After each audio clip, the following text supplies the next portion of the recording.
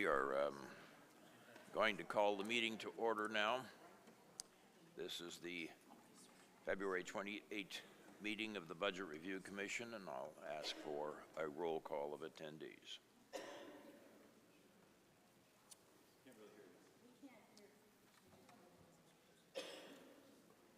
Oh. Can you hear me? And you want to know if I'm here? I said we're going to call the meeting of February 28th Budget Review Commission to order now, and I then requested a roll call. Chair David Smith. Present. Vice Chair Daniel Schweikert. Present. Commissioner Carla. Here. Commissioner Brad Newman. Here. Commissioner Jim Ransko. Here. Commissioner Sharon Seitz. Here. And Commissioner Mark Stevens. Here.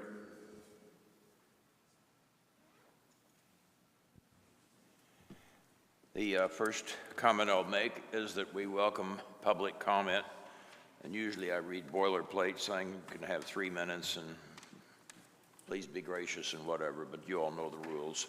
So if you want to make comments, the cards are over there, and that's all we have to say on that, I think. The second thing I'd like to mention, just as a clarification, before we get into the regular agendized items, is the members up here have from time to time made requests for information, and the answer is if it's not immediately available, we'll get back to you. I would like for the first agenda item of each meeting to be automatically agendized to cover whatever open items there were from a prior meeting, and maybe it's 2 or 3 meetings hence that we get the answers to some of the questions, but if there's some that require a presentation, let's reserve a time for doing that if we can. And I don't think I have to vote on that. I can just decree that, right? With all the power vested in me. So then on to the agenda, the new business discussion of business policies. And Sonia Andrews, the City Treasurer, Chief Financial Officer, will present the city's budget-related financial policies for our discussion. I think in that regard, I want to understand, Sonia, you also gave us the financial policies of the city in their entirety. Will we be going into that some as well? Okay, very good. Carried on. Good, thank you, Chair Smith. I'll wait for the presentation to come up. You should have in your packet the set of the entire comprehensive financial policies for the city. It's 27 pages long. And as we go through each of these slides, I'm going to highlight some of these policies. I'm not going to read all 27 pages or every policy, but please let me know if there's any specific policy you'd like to discuss further. Otherwise, I'm just going to highlight for you some of the more policies that's germane to our budget. So next slide. So the first set of policy number 1, relates to fiscal planning and budgeting. It pretty much talks about all these items that I've listed on the slide in terms of setting what our budget period is, our budget adoption, our budget basis, and so on and so forth. The ones that I would like to highlight for you is policy 1.05, where in our policy we do promote long-term strategic thinking and long-term financial forecasting as part of our budget process. The 5-year forecast identifies revenues and expenditures that are anticipated to ensure financial sustainability over the 5-year planning period. I also want to point out policy 1.07 related to a balanced budget. The balanced budget policy relates to making sure that we have a balanced budget in that we do not use one-time, non-recurring sources to fund continuing recurring uses or use external borrowing for operational requirements. So the budget will incorporate the best available estimates of revenues and expenditures to accomplish that. I also want to point out Policy 1.09 with respect to contingencies. Our policy does provide for contingencies to address unanticipated increases in service delivery costs and unexpected needs that may arise throughout the fiscal year. And the contingency amounts can only be used and expended upon a separate council approval. So council approval is required if we are to, if the department wants to use contingency funds. We will have more discussion of contingencies in our next future items on this agenda, so I will move on from there. The other budget-related policy I wanted to point out is 1.10, budgetary controls. In our policy, we do control our operating budget via department, fund, and general account classification. And the general account classification is primarily personnel versus non-personnel categories.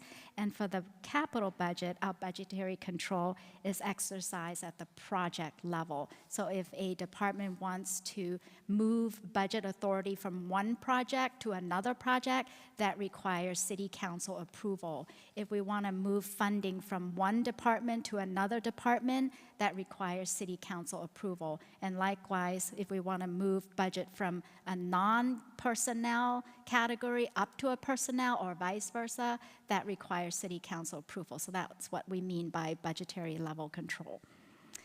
The next policy, 1.11, relates to budget adjustments, amendments to our budget. So requests for amendments within the same department, within the same fund, and within the same general account classification requires the department director and city budget director approval. So those do not require council approval if it's within the same department, within the same classification, and within the same fund. So for example, the water fund, if they want to move some items from supplies up to contract services, it's within the same department, within the same fund, within the same classification. They just need the director approval and the budget director approval. They don't need city council approval. What requires city council approval is any transfers of budget appropriation between funds, between departments, between general account classifications, between capital projects, and then also use of contingencies and reserves. Then staying on the policy number 1 for fiscal planning and budgeting, we also have a policy related to budget deficits, policy 1.12. A deficit is, if we project a deficit during the fiscal year, we will take the necessary steps to reduce the expenditures and or increase revenues before considering using fund balance or reserves to address that deficit. And then policy 1.13 relates to unspent appropriations. So at the end of the year, if there's unspent budget dollars and unspent budget appropriations, those go into the fund balance of the fund, and it can be carried over to be appropriated in the next year through the budget process and to be authorized by council as well. So what we're saying here is that our policy does not automatically allow departments to carry forward their unspent, unused budget authority. They have to request the use of those unspent dollars again in the next budget cycle. Yes. Commissioner Carla has a question. Yes, going back to the previous one, 1.12, if there's cost overruns, if it's going to cost more, what is the existing process within the department? I mean, does it, as Commissioner Stevens said yesterday, does it have to reach a certain level that it's going to be over, and then it goes up to a higher, supervisor? Or, I mean, how does the current process of controls on that actually work? Okay. If it's within the general classification, within the department, within the fund, the departments do have the discretion to go over budget if they're under budget in another line item, so they offset. if their budget is going to exceed the general classification fund department, then they have to get council approval if they're looking to obtain budget authority from another fund or a different classification. So we do monitor the budget on a monthly basis. We look at their budget and actual. The budget department works with the departments, in the operating departments to project and identify if there's going to be any budget overages, and if those budget overages can be absorbed within their own department, or if it requires council approval or use of contingency or moving of some other budget dollars to address. City manager, I think, wants to chime in here. Thank you, Mr. Chairman. I just wanted to point out, as I understood that question, as compared to the discussion yesterday, I want to point out the difference between the capital and the operating. And so as I heard yesterday, some of the discussion was primarily, as the agenda item was, more capital related, this operating related. And then also maybe at some point, the treasurer can discuss how they take savings on an ongoing basis when there's unspent dollars within the operating piece. So different kind of triggers and different measures on the capital side. So just wanted to point out those two differences. Thank you. I just wanted to understand both of them to see what controls are in place currently. Thank you. And before we go on, Commissioner Stevens has a question.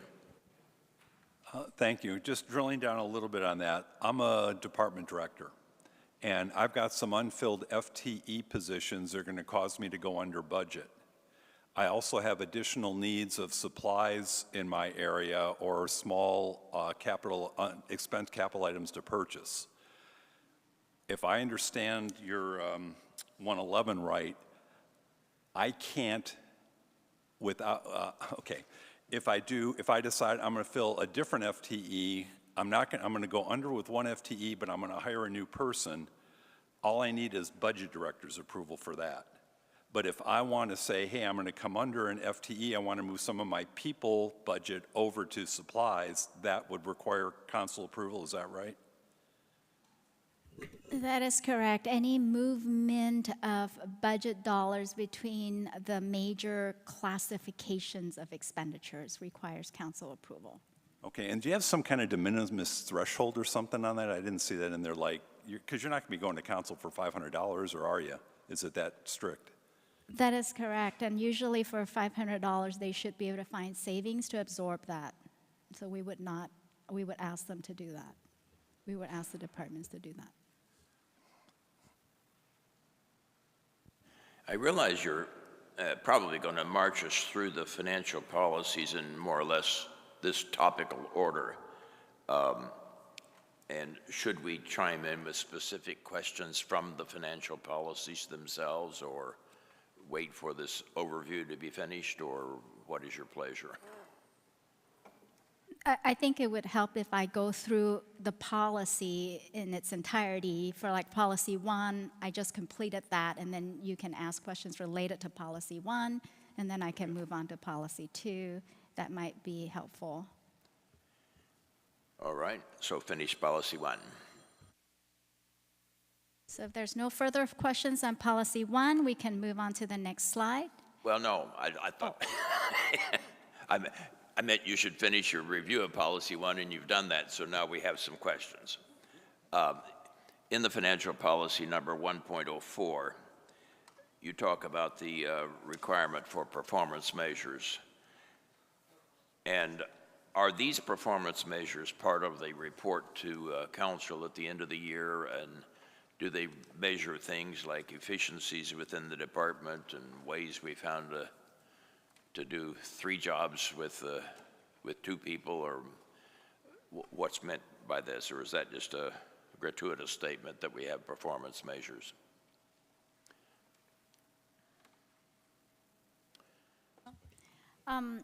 The city does track performance measures. We do also ask each department to develop performance measures in terms of their targets and their goals for our budget. And I think the city manager's office also has personnel that does look at performance measures and provides some reporting to the community. Yeah, Mr. Chair, I would just add, as Sonia said there, we track this and have a reporting mechanism. I think it's still evolving, and so we're looking, as it relates to particularly financial pieces, to add certain elements. I also would point out through the GFOA, they have some requirements for the award or the recognition there, and so it really flows through general plan, strategic plan, a budgeting policy, and then GFOA, and all of those working together generate the QPRs.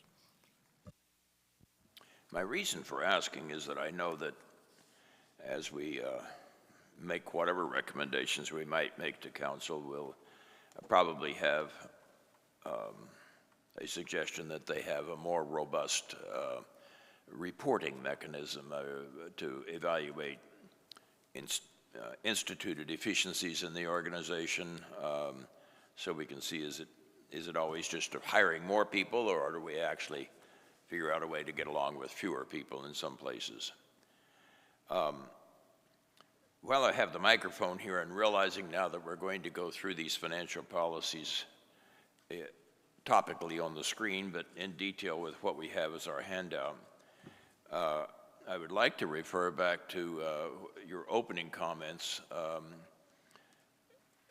When you, first of all, you made the comment about we're striving for sustainability, and I know that is a hot button with many people up here on the dais, and it is, and we're getting spun up for that by our respective appointers who are interested in sustainability.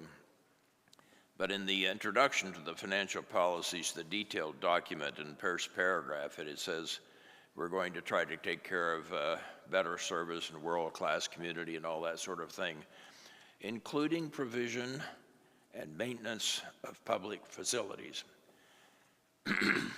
And I will be curious as to how we actually provide for the maintenance of public facilities, because that's, again, I think, something that many of us feel we have not, as a city, addressed adequately in the past. So keep that in mind as we march through this policy. I'll let you get back to policy number 2.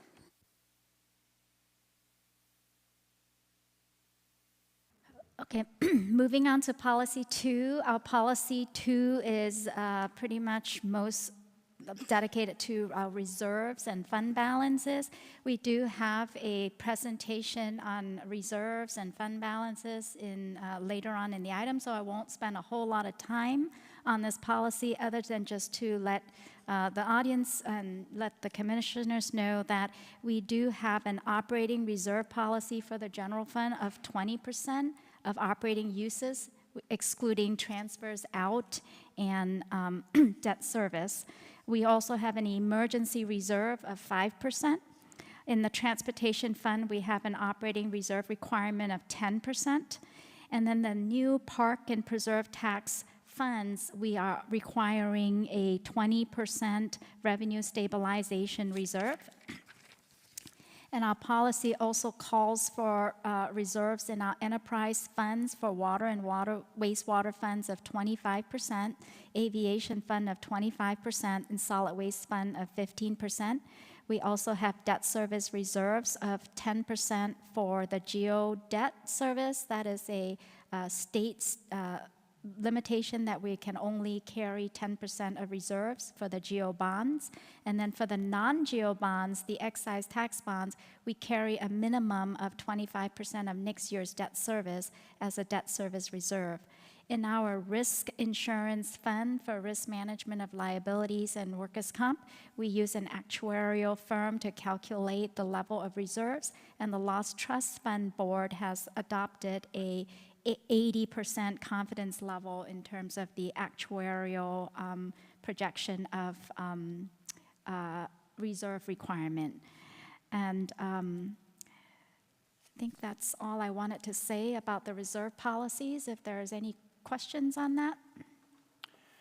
I have a question, and others may as well, but if I look in this category, the specific policy number 2.06, which is the asset replacement reserve,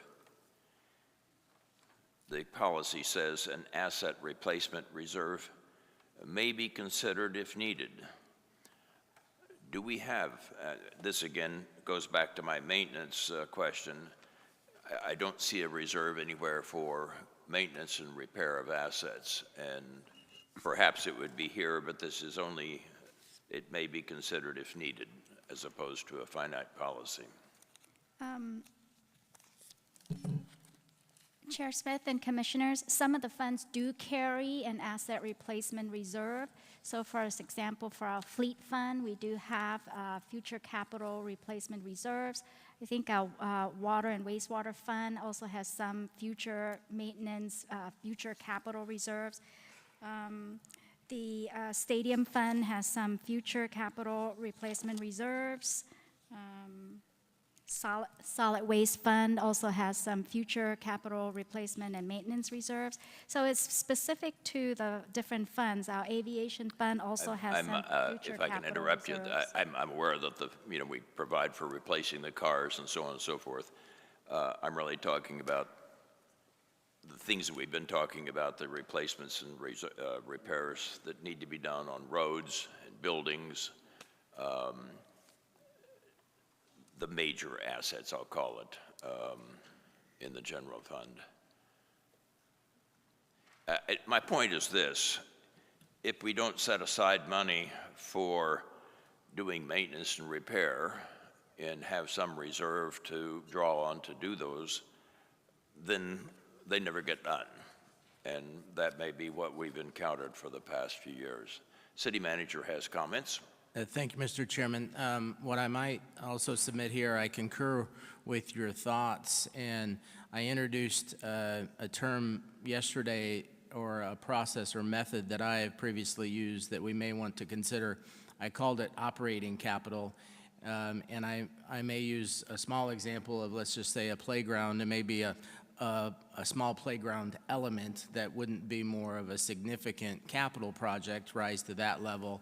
And what I have seen before is you put those smaller elements on a life cycle within, it's not exactly operating, it's kind of a little bit in between the capital and a little bit between the operating piece, but it has a life cycle. Let's just say hypothetically some small play element has a 20 years. You put that and you develop a plan, and then you can either towards the tail end of that life cycle start to fund it, or do it incrementally depending upon the length of that life or the cost of that. And so we have been starting that discussion internally as we're building the 25, 26. Don't know that we would be able to implement that for next year, but I think that type of process could address your point. My second point that I may add to address this topic, but then also goes back to the previous discussion about staff. From my observation, there has been so much downward pressure or cognizant of not adding new staff. There is a direct connection between what I would refer to as minor maintenance, and if you don't handle that minor maintenance with staff, and when you get spread too thin, then that ends up being a larger capital deficit that you have to deal with. The second item that I may introduce related to policies, which is the agenda topic here, again, there's so much downward pressure on staff numbers, but there's still a lot of work that has to be done, so the alternative path has been contract. And if you remember back to the initial slide that Sonia introduced on the labor piece, from a new lens, a new perspective that I bring here, the labor portion of the pie was smaller than I'm used to. So then it's, how is this work being done? It's being done through contract labor, and that's somewhat of a philosophical discussion or debate, but what I might also submit as a policy, there could be a trigger where we do some type of analysis. So hypothetically, some dollar threshold, if we're outsourcing to a certain dollar amount, that analysis is performed to see if that could or should be handled internally versus outsourcing. And I will tell you that in a good number of instances, and particularly recently, we have seen large cost increases on those outside contracts, and the inside performance is not moving at that level. So something to be mindful of as we evaluate those two and all that interplay. Thank you, Mr. Chairman. Well, it highlights what I will continue to highlight through these discussions in the coming weeks, and that is that we have to have an affirmative program for maintenance of assets. And you mentioned the pavement conditions yesterday in our meeting, the PCI indicator and how it has deteriorated. Commissioner Carla could certainly talk about the deterioration that occurred in the parks, leading to the voter initiative to create a separate dedicated fund to take that project over. So it is a matter of concern to all of us up here. And in fact, Commissioner Carla has requested to speak. Thank you. City Manager Caton, I like what you were saying about and looking at that, and I actually hope that that may turn into a recommendation or a work for recommendation for next cycle, because it's not just the streets, it's not just the parks. In the Protect and Preserve Task Force, we had arts come to us and say, we have all this wonderful art. We don't have a fund to maintain it. So we have these beautiful pieces that are falling apart.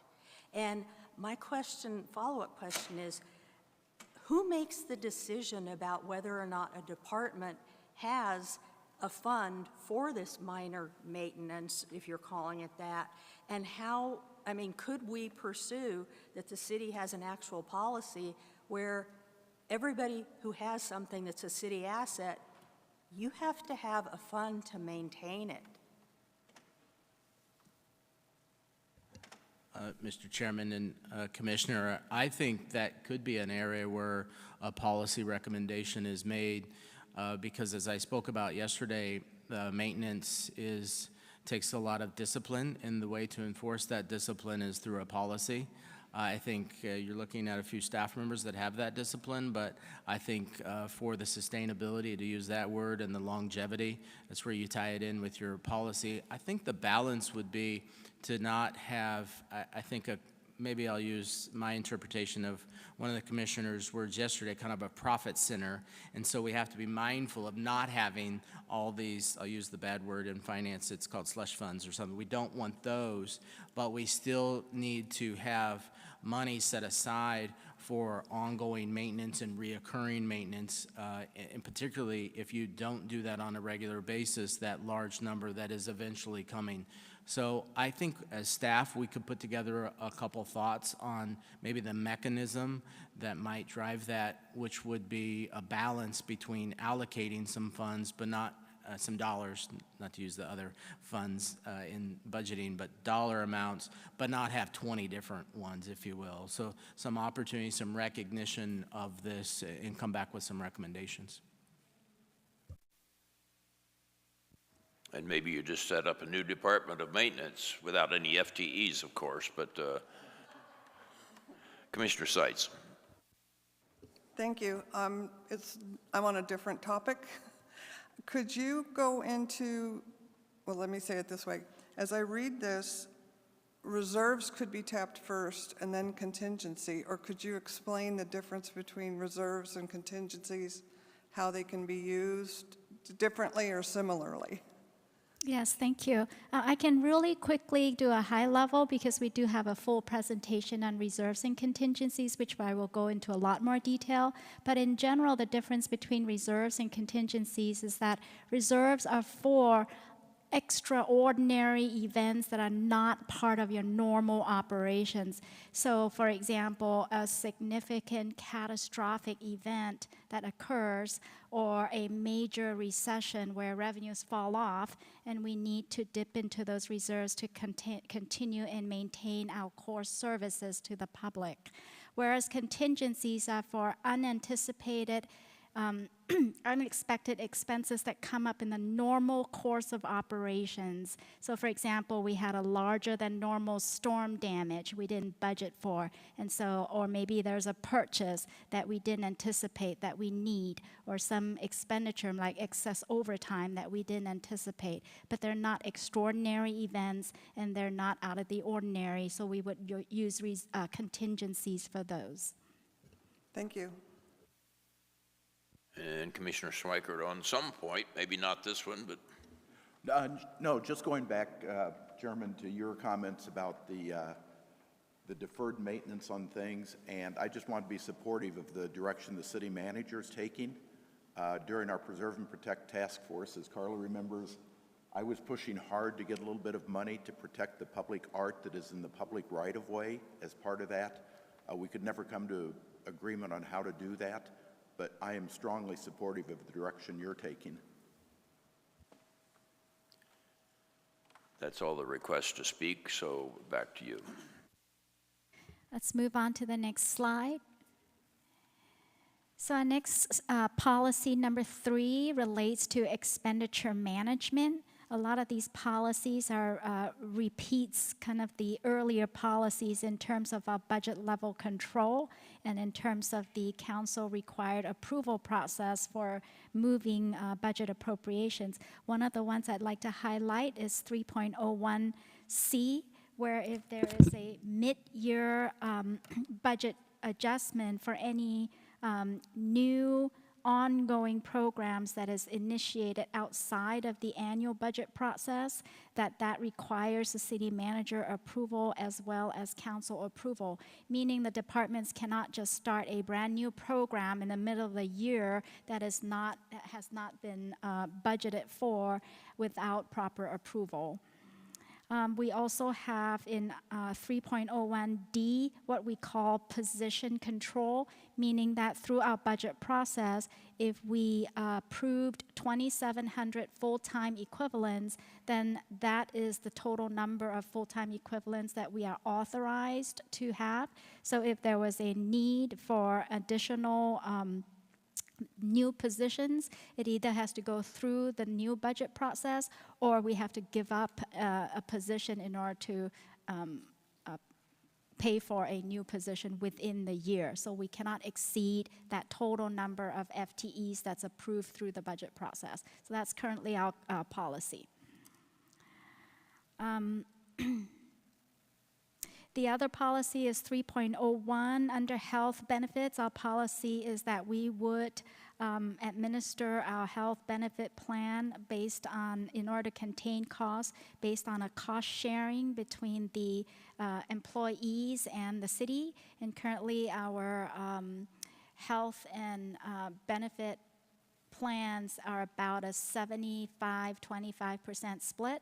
75% the city and 25% employees, more or less. I think it's different for the dental plan.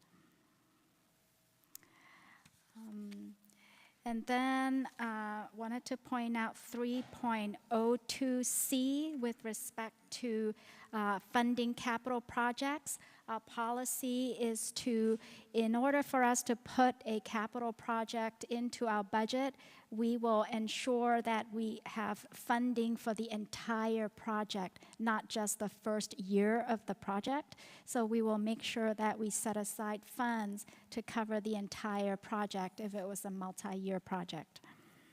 And also one of our policies under the three... And this one you just referred to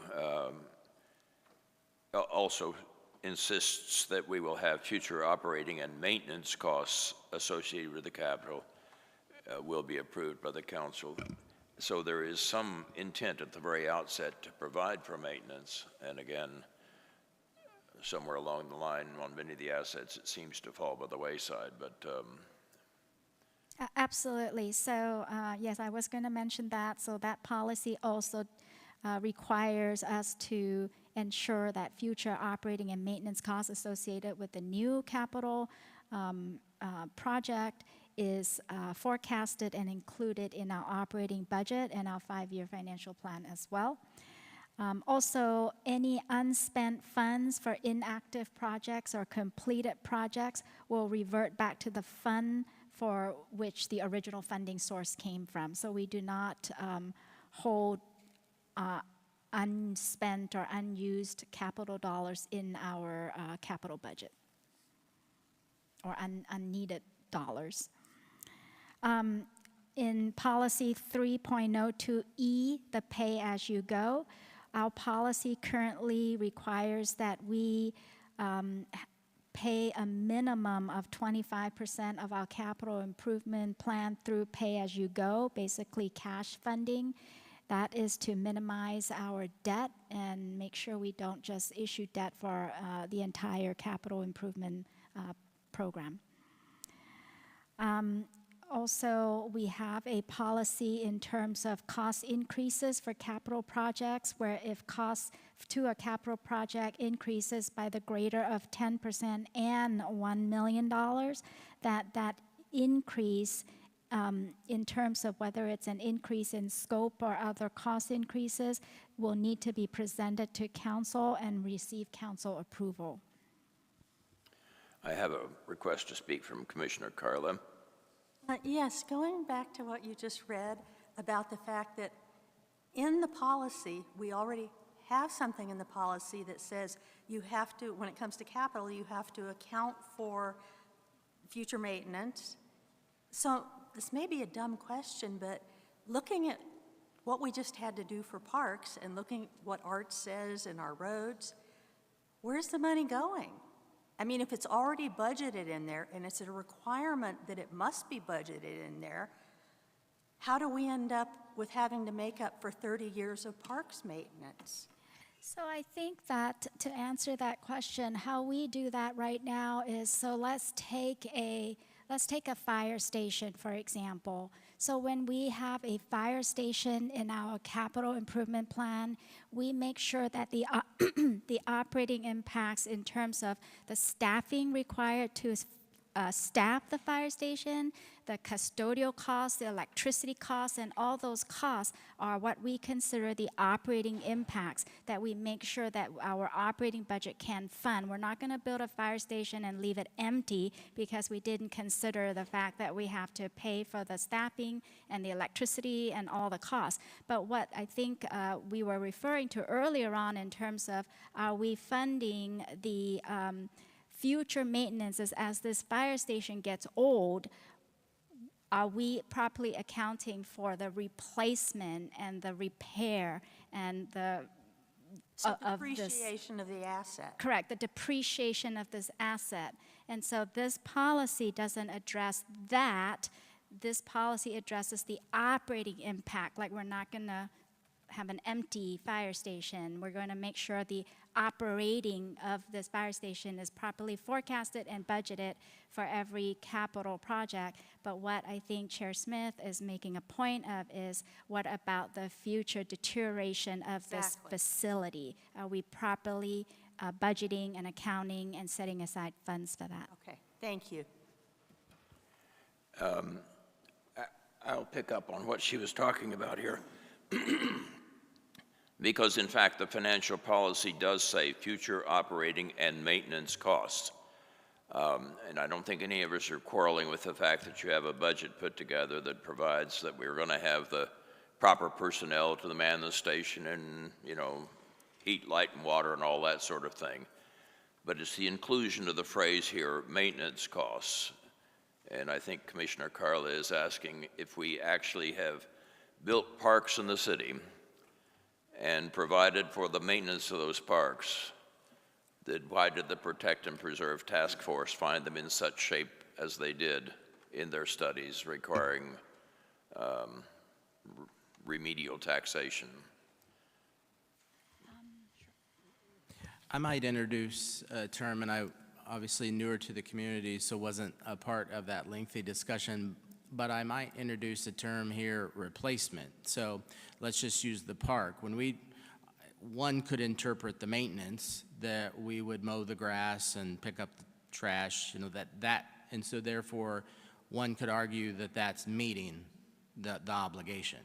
Where it needs to go above and beyond is really the replacement, and just use, if you have a play area, and then let's just say the play area has a 20-year life cycle, one of the challenges, and let's just say it's gonna be hypothetically $20 million. So do you start to put together $1 million for 20 years? And I will tell you why we don't do that is for the first 15 years, you've got 15 million sitting here, and then you have all these other needs. So and I've seen something comparable to that. And what happens is that's your go-to then, and you never end up with the funding because you don't have the luxury of just putting extra money in all these different accounts, just accumulating for the life cycle. So that's the trickiness is planning for it, putting it aside. And also it's probably more challenging when it has a longer life cycle. So let's just say you acquire something, a car is much easier.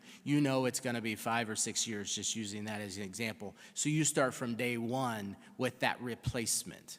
When you have something 20, 30 years, that becomes a little more challenging on setting aside dollars from day one. So I think one could argue in some areas, and again, not to confuse with the specific discussions that were had at a community level, but generally speaking, I think when I think of the maintenance, it could have been met in a fairly minimal. It's that replacement of those more significant infrastructure elements. I have several other speakers that want to chime in, but if I can, I'm going to take Commissioner Carla out of order because this may be still on the same topic. Right. I just would like to say, I don't want to make it sound like I'm down-talking the Parks Department, because we have a wonderful Parks Department and a wonderful park system. But somehow in the process, what you just talked about, I mean, and who knows, over the years, maybe every time parks came forward with their budget, they did try and set aside that. But because there are so many things competing for money in the general fund, you know, they were told, no, you can't have this, you can't have this. So by virtue of attrition, it all just went into another project. So I just would like to reiterate that I hope, as one of our recommendations coming from this group with your help, will be a policy recommendation to address this issue. So thank you. Commissioner Stevens. Yes, I'd like to refer to 302F, which actually touches on the future agenda item we have on looking at increases of 10% and $1 million. I think it's important that we understand exactly how that process works and when the identification takes place. So for example, if there's a contract that starts at $10 million, and all of a sudden it comes to the project manager's attention that, let's say it's a scope increase, that it's a scope increase of $800,000, at that point, do they do anything, or does the project manager get to approve it? And then if a subsequent one for $400,000 happens, is that what triggers the 1 million threshold or 10%? So it's when do you report as things are identified, and who spots it and who reports it? So whenever a project goes over requiring additional budget dollars, it has to come to the budget department in order for us to approve additional dollars. And at that time, we will remind the department of this policy, and we will then prepare a report or presentation to council. So what will happen is, if I'm the project, if I'm the department or if I'm the project manager, I guess, the minute I see the contractor says, hey, Mark, we need another $500,000 for whatever reason, could be inflation, could be something the contract permits, could be an overrun, could be acts of God that are permitted in the contract, whatever it is, before I can go ahead and have that authorized, I then have to come to the budget director and have the budget director decide who has the purview to authorize that work to be done? Like, how does that work mechanically? Yeah, so it's not as cut and dry as that because some of these projects have a lot of buckets of dollars that can be used. So if the project is in progress, that overage they could take that overage from a different bucket, let's say design and engineering or contingency or construction. There's different buckets that they may be able to use. But overall, if the project is going to be over by 10% or 1 million, they will have to either through a mid-year budget adjustment or a year-end budget adjustment request additional dollars. And it's at that time that we say, okay, you need to explain all this to council and have council approve that. However, within the capital project, if there's available dollars to absorb that one increase, then they go ahead and proceed.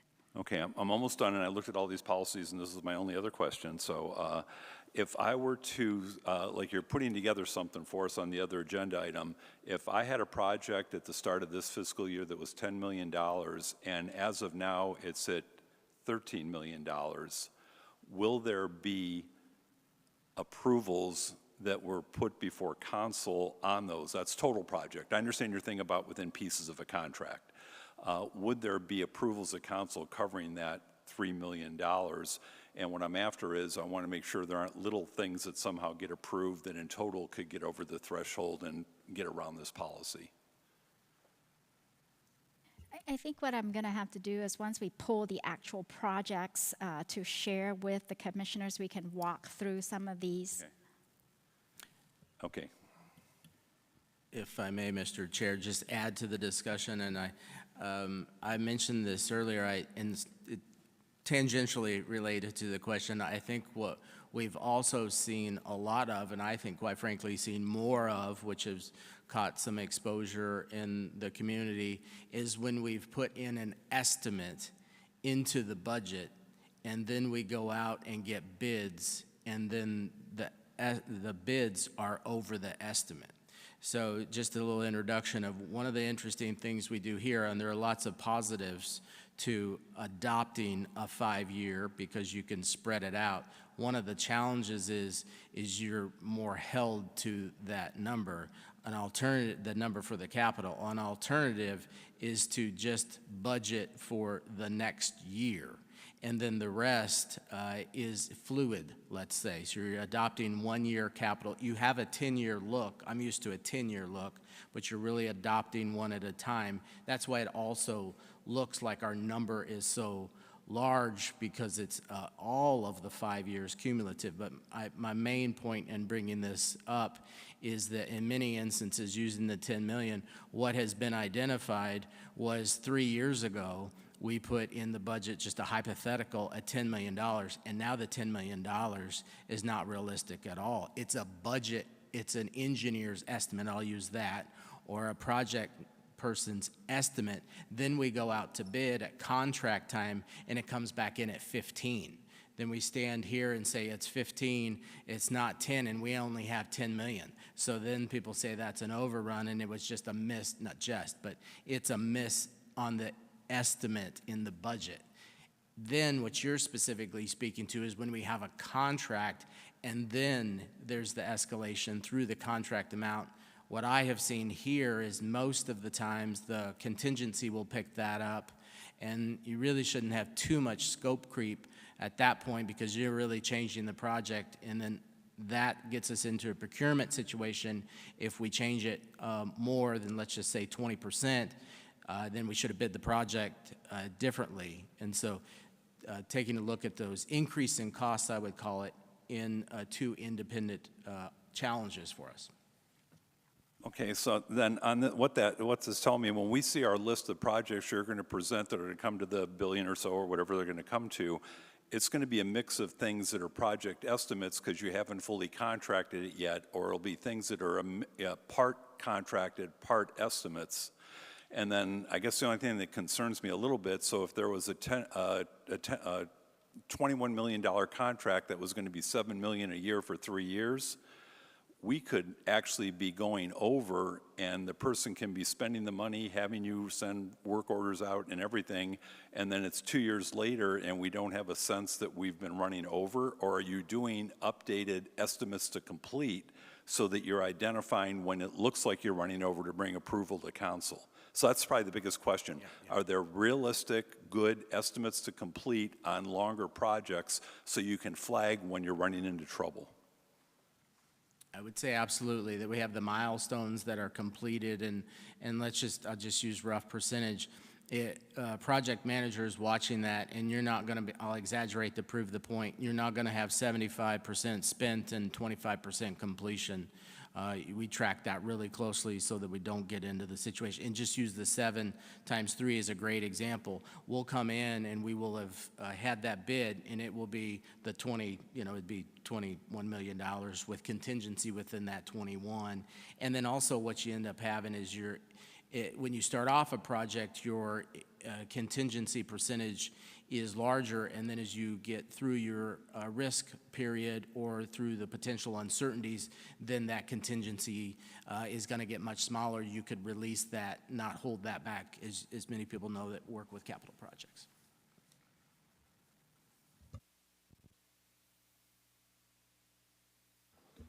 Yeah, just going back to what Carla was talking about earlier on 3.02C, in a previous life, I spent 6 years on the MAG Transportation Policy Committee. Anybody who drives around Phoenix notices that the new freeways look much nicer than the original I-17 and I-10. And that was because when they did I-17 and I-10 to begin with, they made the assumption, and we all know what assumptions do, but they made the assumption that the city of Phoenix would budget for cleanup and maintenance of that road, which then became a general budget item that always got whittled down every year. The reason the newer freeways look great is when they funded those through Prop 400, and I may be wrong on the exact details, but as I recall, then we put 0.25% aside for cleanup and maintenance of the freeways. So how you structure these from the very beginning can have a big difference, because they assumed that people would look at the regular maintenance and that the council would do the right thing and do that every year. But then you get into that competing budget request from everybody. So I think we're better to make sure that when we do these projects, that we have that repair and maintenance built into it. Commissioner Seitz. That leads me exactly to what I wanted to ask. I hear a distinction, and in my experience, I've been in budgeting with this distinction between maintenance and repair and replacement. We're tossing the words maintenance out for kind of like anything. Is there in the capital program a call out of what's future repair and replacement separate from the maintenance that you described, so that we can see that that's accounted for, or is it just in the projects as part of the future projects? So, Commissioner Seitz, for some of the areas, there are future call-outs for replacement, but not in all areas.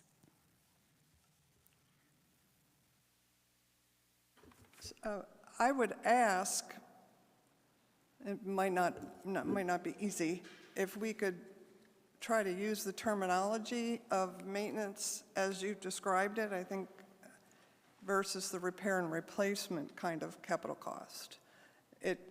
We're getting tangled up in it, and we want to understand, I think, the repair and replacement is being handled.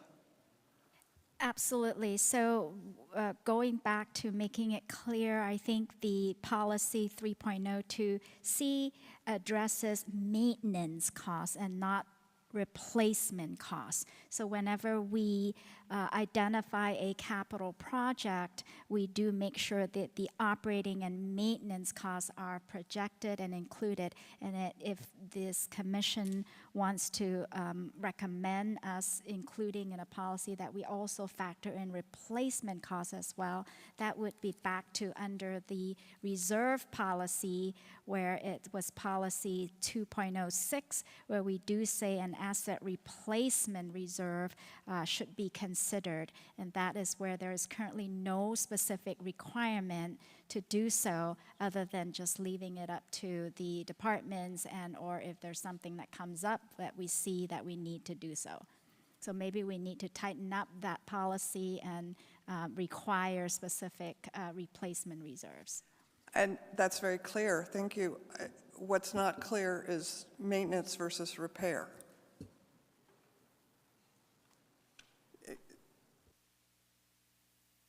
I think what the commissioner is saying, we have three terms that we're using almost interchangeably here. Maintenance, which in a park might mean you're cleaning the bathrooms every night or something. Repair, which means you have an allocated fund to actually fix the things that break and wear out.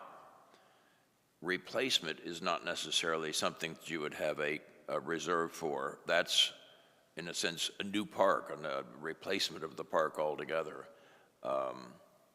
I think what we are all expressing a concern about is that middle terminology, repair, and if that's encompassing enough to mean what we're all saying here.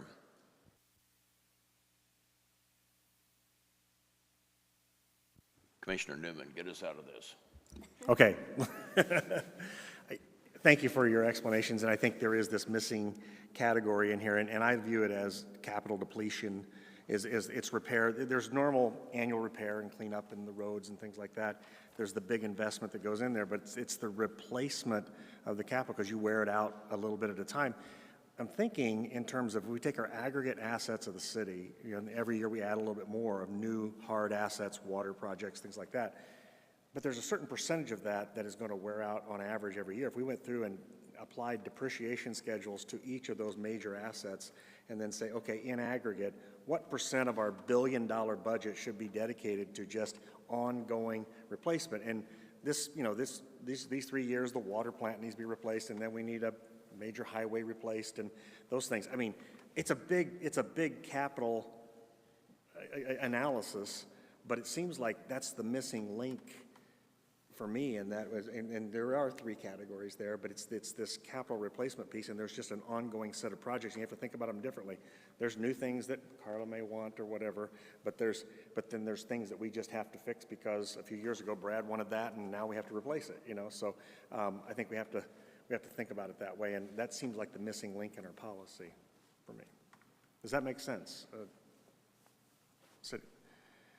Yeah, it does, and I think that it might be in terms of the funds that have dedicated funding, like our enterprise fund, they do develop their infrastructure improvement plans and master plans that probably address these repairs, replacement, and then part of the fee and rate studies that are done for specifically water and sewer factor in the depreciation of assets. So in terms of our water fund, I think these questions about repair, replacement are addressed through their master planning efforts, their infrastructure planning efforts, and also their rate and fee efforts. It's probably the areas where we have non-dedicated funding, where it's reliant on the general fund and our voter-approved bonds, that we have a bigger challenge with identifying those. As our city manager, Greg, mentioned earlier, when you have a 20-year asset and then we start putting aside $2 to $3 million a year, all of a sudden it looks like we have this big pot of money that could from an opportunity cost standpoint, could be applied to other core needs and all that. So there's always a challenge of doing that in terms of. But through that process, you're living beyond your means long term, because then eventually you're still building things, but then you have this big bill to replace things. It seems to me like, yes, you have an asset that's $3 million and you got to pay it off save up for it a little bit at a time, but you're not going to use all that money at the same time. There's got to be some aggregate number across all of our asset base that we get to and say 20% of our budget every year ought to be dedicated on prioritized projects that are old and need to be replaced. And that's going through an analysis of the age of our assets and roads, infrastructure, things like that. It seems like that's the missing piece. I understand if you did that siloed by project by project by project, you could use your whole budget for that, for just ongoing replacement. It doesn't work it won't work.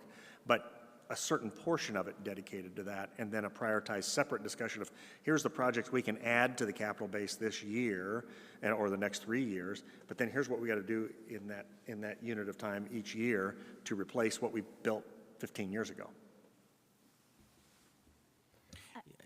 Yeah, I would just add to that. I totally agree with the concept and where you're headed. I would just also introduce one thing to keep in mind. Sometimes we think of the current capital plan as nice to haves or wants and luxury, and a lot of times they're needs, they're need to haves. And so that is the challenge when you have two competing priorities of a need to have and a need to have. So that's really what we run into that makes it extremely challenging. And particularly, you touched on something a few minutes ago with the public safety. The public safety, which takes up a significant portion of operating general plus even the capital. And the price of a truck, for example, of a fire truck would have a significant draw, a new truck, an additional, not a replacement one. And that's what happens. You add the fire station, add the truck, add staff, and how all of that works together. Yeah, it's not an easy problem to work through because it takes time of being disciplined like that over a period of time to then work your way out of an old asset base and renewal of that. And so it's not gonna happen overnight. But if we're continually in a situation where we feel like we're always into the need to do's as opposed to the improvement things to the community, then we probably don't have enough allocated to it, and that gets into how much are you bringing in, but how much are you devoting to that, and we're just building too much new and not renewing it, enough if we're continually running into that. So there's a separate of the annual just clean up things and paint things and the things that wear out over in a 1-year time frame, but that longer term piece, that's not an easy one, and you really got to be disciplined over a long period of time. And public organizations don't do a good job of that in aggregate as a community because everybody wants what they want and they don't think long term. I think I'll interject here. We've had a long discussion on this, and the reason for that is that I think the 7 of us and the 7 people who appointed us all have a concern that the assets of the city, whether it's streets or parks or public art or whatever, is the maintenance of that is being, quote unquote, kicked down the road or has been. And it's an important quality of life factor for the citizens.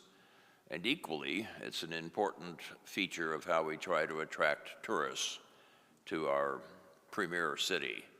So it's, you'll hear more about it, and I apologize for the extended discussion, but that's why you're hearing so much about it. And then Commissioner Carla has another comment. I'll just wind it up, and because I agree with everything Commissioner Newman said, and let's just make a simple sentence. Let's take care of what we have. That's it. Back to you. Thank you for that great discussion. Next slide. So moving on to policy 4, that's our policies on revenue management. Just want to highlight some of these. 4.03, one of our policies that we will strive to maintain a diversified and stable general fund revenue base to shelter from any, to try to minimize the volatility in our general fund. 4.05 on user fees and charges. We do have a policy in terms of recovering full or partial costs of service delivery through our user fees and charges. And for some of the user fees and charges, we do have a policy where we're not recovering 100% of the cost, because in order to recover 100% of the cost, we would end up charging way too much. So for example, some of our parks, rec, or library fees, they're not exactly full cost recovery, but those are by design. They're not full cost recovery. So they are definitely supported by general taxes. But in terms of some areas where we have full cost recovery, are like our planning and building permit fees. Those are full cost recovery, and clearly our enterprise operations like solid waste, airport, water, wastewater, those are full cost recovery. 4.06 talks about our fleet and IT replacement rates. We do, through our budget process, utilize fleet and PC replacement, sort of a rate structure that contemplates those assets as rental to the departments, and we do develop those rates on an annual basis to ensure that we are recovering the costs of the fleet and PC management of those assets. 4.08, I wanted to bring this up as in unanticipated one-time non-operating revenues. Sometimes the city receives some unexpected, not grants, but for example, let's say we sold a piece of land and there was significant unexpected one-time revenues, and that requires council approval in order for us to spend it. So we can't just decide to spend it however we want to. Next slide. Before you leave the revenue management, do you have any financial policies on taxes? In terms of, what were you thinking of in terms of taxes? Well, sales tax, any recommendations that sales tax should be controlled to be equitable, or let me give you an example. Is there a financial policy, or should there be a financial policy that says that we would not issue or we would not impose temporary taxes to deal with a permanent problem? I mean, we've already done this. The voters have approved it, and that's history. So I'm not going back to challenge what the voters approved. But I think the structure of the tax that was approved in Prop 490, we imposed a temporary tax to solve a permanent problem. The permanent problem is continual maintenance and repair of the city's assets, and it will go beyond 30 years. So we may be back in 30 years asking for a renewal of that. But should we have a financial policy that addresses that kind of question of recommendation to council of, very simply, you don't impose temporary taxes to solve permanent problems? If the commission wants to recommend that policy, we can certainly add that in. And we may recommend it, but my point is we don't have anything that talks about the imposition of taxes and the appropriateness of the tax structure or the equity of tax structure. These don't get into that. Okay. Commissioner Swiker. Yeah, and I think one of the challenges on that is when the political reality comes. If Carla remembers, I was an advocate that the 490 should go on forever, so that my theory was limiting it to 30 years. We were just kicking the can down the road to a council 30 years down the road that would have to tackle it. I wanted to solve that. You don't have to worry about that. Well, that's true. After 10 years, I might not have to worry about that. But yeah, I was an advocate for protecting future councils from having to make those tough decisions. What I kept hearing was that it was just that much harder to get a voter approved if it didn't sunset. But in an ideal world, it would sunset. And then you mentioned something a little while ago, Sonia, about maybe some of these policies would need to be adjusted. Just for our education, like, how were these financial policies established, and how often are they revised? We review these policies every year, and we take them to council every year. So these policies will be reviewed and approved by council on their May 4th meeting. The council looks at these policies every year. Okay, and from my council experience, I know that a current council cannot bind a future council, but it seems to me that I would kind of like to see some kind of a policy that says we don't kick the can down the road on some of these big problems. Just to make, you know, like we're talking about the parks and everything, that there should be some kind of a policy that says what you were talking about. I think that's the caption. Don't kick the can down the road. Yeah, that's it. That's the caption. Commissioner Ransco. So when you said May 4th, is council's going to approve the edits or the adjustments? Yes. Are those edits and adjustments already crafted? Can we see those? They're already in this version that you have. Got it. Is there a way we can get this version highlighted so we can see what is changing from last year to this year? Absolutely. We will send that out to the commission with the track changes.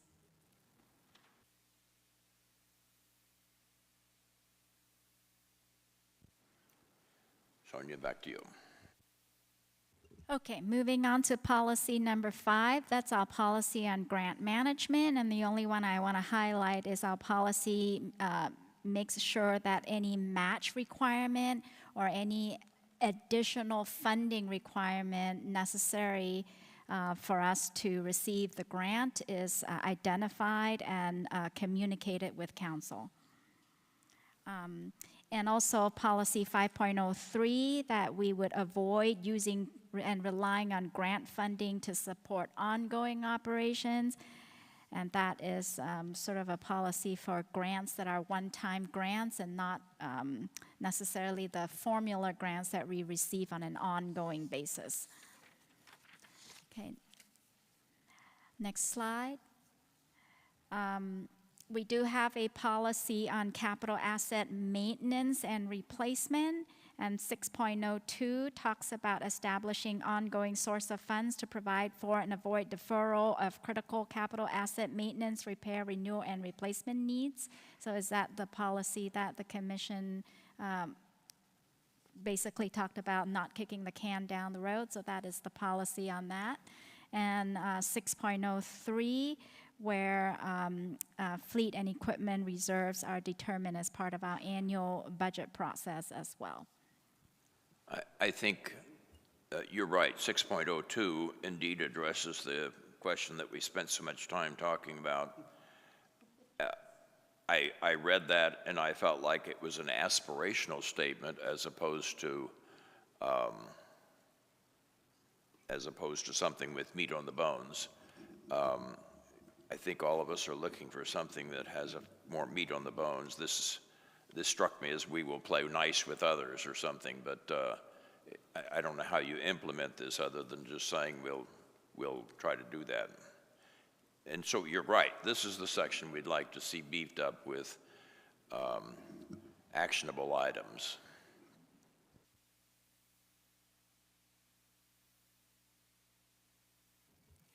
Okay, next slide. So the other policy I wanted to point out is policy 8 on debt management. Specifically that 8.02A, that debt financing is not used to fund operations. 8.02E, that when we issue debt, that the weighted average maturity of our debt doesn't exceed the expected life of the asset. So we're not going to issue 20-year debt to fund asset that has a 15-year life. 8.04C, that our policy limits our combined property tax rate to 1.5. Secondary property tax rates are assessed for payment of general obligation bonds, and so our policy basically restricts us to no more than a combined property tax rate of 1.5. Our current property tax rate is less than $1. It's 93.16 cents or something like that. And then also 8.04C, that our general fund excise tax debt service should not exceed 10% of the general fund's current or future annual operating revenues in order to minimize that fixed cost on our general fund. Okay, let's see. Next slide. So moving on to our policy on enterprise funds, we do have several policies related to how we budget for and account for our enterprise funds. 9.02 regarding rates and fees, as we spoke earlier, it's at a level that recovers total direct and indirect costs for both operating and capital requirements. A policy is that our enterprise funds do not rely on the general fund or general taxes, that they're 100% fee supported. The enterprise funds also, in terms of ensuring the rate stability, that we are not implementing rates that fluctuate significantly for our ratepayers. We make sure we include future capital needs in our rates as well as current operating and current capital needs, so we can smooth out those rates for our ratepayers. 9.05 in terms of debt financing, again, it's similar to the policy earlier in debt, that we will have a minimum of 25% of our capital improvement plan paid on a pay-as-you-go basis as opposed to debt financed. And in terms of debt coverage ratio, policy 9.06, we will maintain at least 2 times debt coverage ratio for water wastewater and 1.5 times for aviation and solid waste. Next slide. We do have a policy 10 on how we allocate our tourism development fund dollars, and that is primarily our 5% bet tax. I do think there is some Princess lease revenues in that fund as well, but primarily it's our 5% bet tax. It is allocated in accordance with Council adopted Ordinance 4534. The policy for allocating is 50% goes for destination marketing, and the other 50% is allocated, as you see in 10.02, 12% to the general fund, 9% for tourism-related events and event development, 4% for tourism-related administration and research, 25% plus the lease payment on Princess Lease or any balance of the remaining fund for tourism-related operating expenses, capital projects, or any other expenses associated with tourism or tourism-related expense not to exceed $600,000 per commitment unless approved by council. Okay, next slide. So this is, the next slide is on the new park and preserve tax, the 0.15 from Prop 490. This whole section is new, policy 11, and that is also a policy that shows the allocation of that revenue stream in accordance with the ordinance that council adopted. The policy basically states that all the taxes collected from the park and preserve tax will go first into a preserve tax allocation fund, and then from that preserve tax allocation fund, it will be allocated accordingly in 11.02, 51% to park improvements, 18% to preserve maintenance, 14% to park maintenance, 10% to the fire fund for park and preserve related expenditures, technical rescue, fire fuel mitigation, and 7% to park and preserve park rangers for their park ranger program. And there will be distribution for debt service for some specifically identified capital improvements for Westworld, and so the policy mirrors the ordinance where the revenues will first be allocated to satisfy the debt service for Westworld and before being allocated according to those percentages that I just read. Any questions on this? Nope. Okay, just a couple more. Policy 12, next slide. On economic development, we do have a policy where any economic development agreements and contracts that the city enters into, we will carefully identify and impacts and make sure those are forecasted and included in our operating budget and our 5-year plans to make sure that we account for all of those. And we do restrict the use of public funds for economic development. Next slide. And then we have a policy on risk management, and policy 13.04 is where we have our self-insurance reserves, where on an annual basis we do an actuarial study to identify the probable losses and basically identify the self-insurance fund balance based on our historical loss data. And then also in policy 13.7, I wanted to point this out, where we do have involuntary tort judgments where we follow the state of Arizona's administrative code, which allows us to include any tort settlement judgments in our primary property tax levy. So our policy is that we do that and reimburse the risk management fund for any involuntary tort judgments that's paid out of that fund. Okay, and then I think just a couple more. We do have a policy on funding, and I think that, you know, if you've heard of any state that has problems with their pensions where they don't fully fund the annual required contribution and basically fall way behind, the city does not do that. We do have a policy 15.01 that we shall fund fully the annual required contribution that's calculated by the actuaries. And in 1503, we do maintain. And Sonia, if I may, we have done so in the past, is that correct? Yes. Absolutely, yes. We have not paid less than the annual required contribution.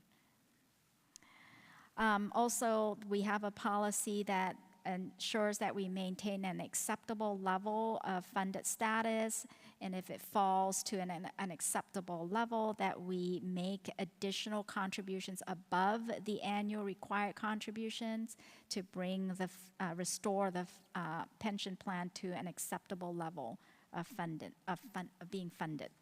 And also our policy 15.04, that the city shall not rely on any pension obligation bonds to reduce unfunded pension liabilities. And next slide. Excuse me, why do we have that policy? 1504 that says we won't use debt to discharge a pension obligation. What's the rationale there? Some cities do not have that restriction, so you might explain why we have it. Yes. So pension obligation bonds add a level of risk that is basically speculative, and there has been a recent GFOA advisory advising against using pension obligation bonds to satisfy unfunded liability. Pension obligations bonds are sometimes used by cities that have very significant pension liabilities and cash flow problems with respect to, like, for example, I think City of Tempe, they have a very large, had a very large unfunded liability where their pension cost was like 70-something% of payroll. Well, that is very, very difficult to address without pension obligation bonds. For a city that is as financially sound and strong as the city of Scottsdale, pension bonds would add a level of risk and speculation for our taxpayers that we have a policy against doing.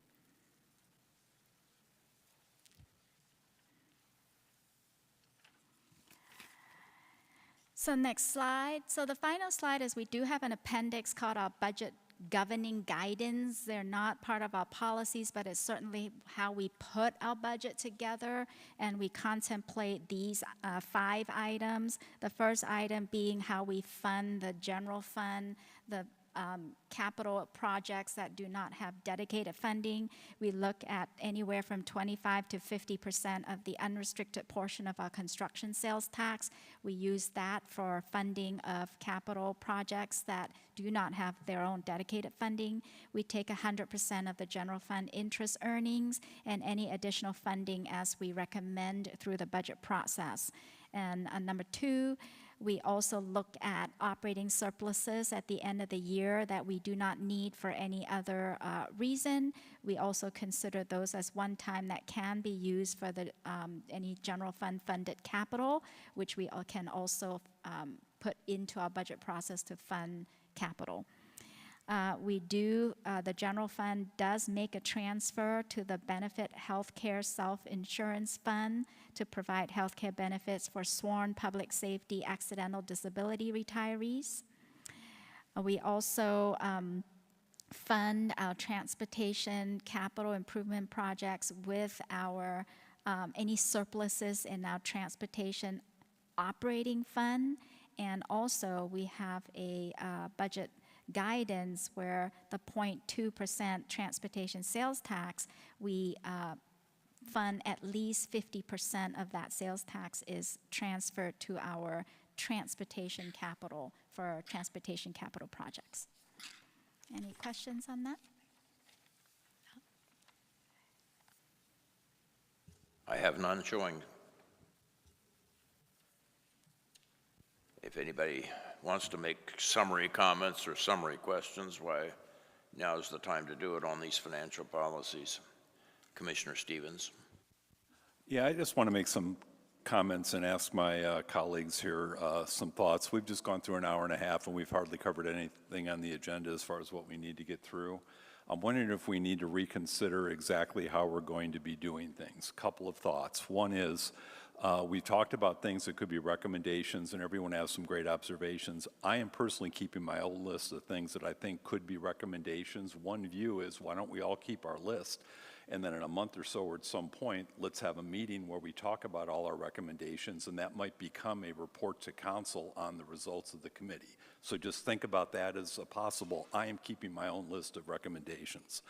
Another thought is, because of the way the meetings are going, what if we all, it's going to take more work, what if we all read all the material beforehand, and instead of asking Sonia to walk through it slide by slide, we possibly provided her either questions on things we had or slides that we thought we would want to talk about, and then instead of going through all the slides, the meeting for each section might be more of a, hey, let me ask a couple of questions on what I've got. I did my homework, I read your slides, here's the two things I don't understand, and here's two things I'd like you to dig into a little bit more that could set a frame for what we're going to be looking at. And then a final thing is, at the risk of upsetting everyone, maybe we need to rethink exactly what we're going to focus on. I got 2 or 3 things I would. One will be, if we get to the proposed new agenda items, I'm going to propose one for a reaction. One thought would be, do we need to kind of hone in on what are the few things we really want to nail, and then do we need to go do some of this homework individually and report back, or what? So I'm really struggling a little bit with process. I'm hoping that my suggestion might spur some discussion as to a way we can be more effective, because right now I feel like I'm not meeting the objective of my councilman who appointed me.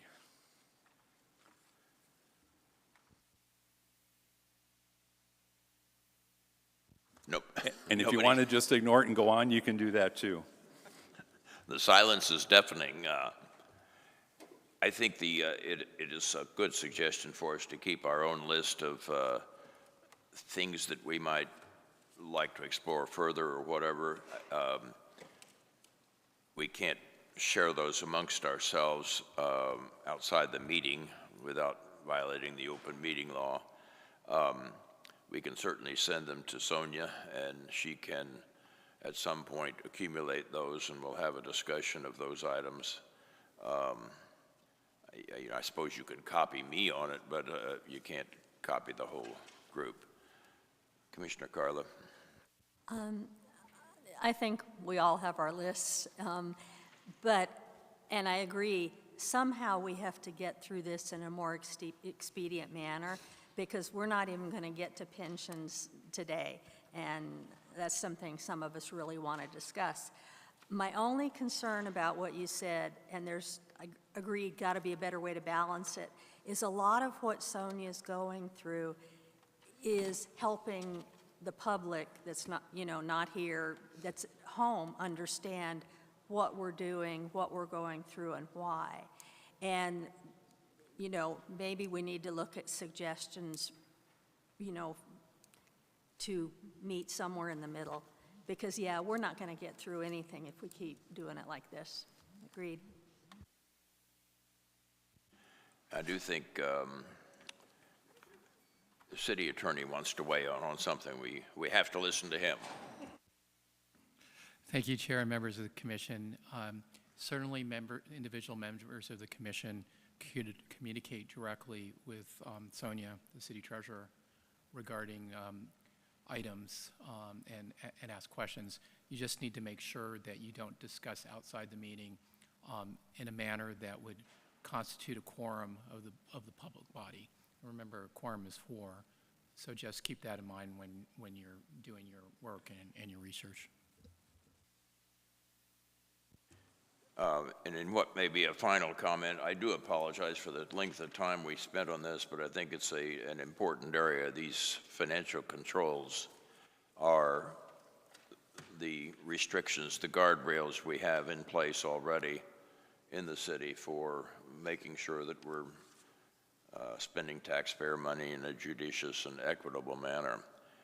I made one of the opening comments in our first meeting that I hope the collection of our meetings would, in some small way, reinstill the public's confidence that in city government and the spending of their money, and that it's being done in a responsible way. We may find other suggestions and other recommendations, but it is important, I think, to give the public some background and understanding of the guardrails that are already there. With that, let's move quickly to item number 2, which is the discussion of reserves and contingencies. And Sonia is going to present the city's reserves and contingencies, including but not limited to reserve and contingency policies and the use of reserves and contingencies for the Budget Review Commission.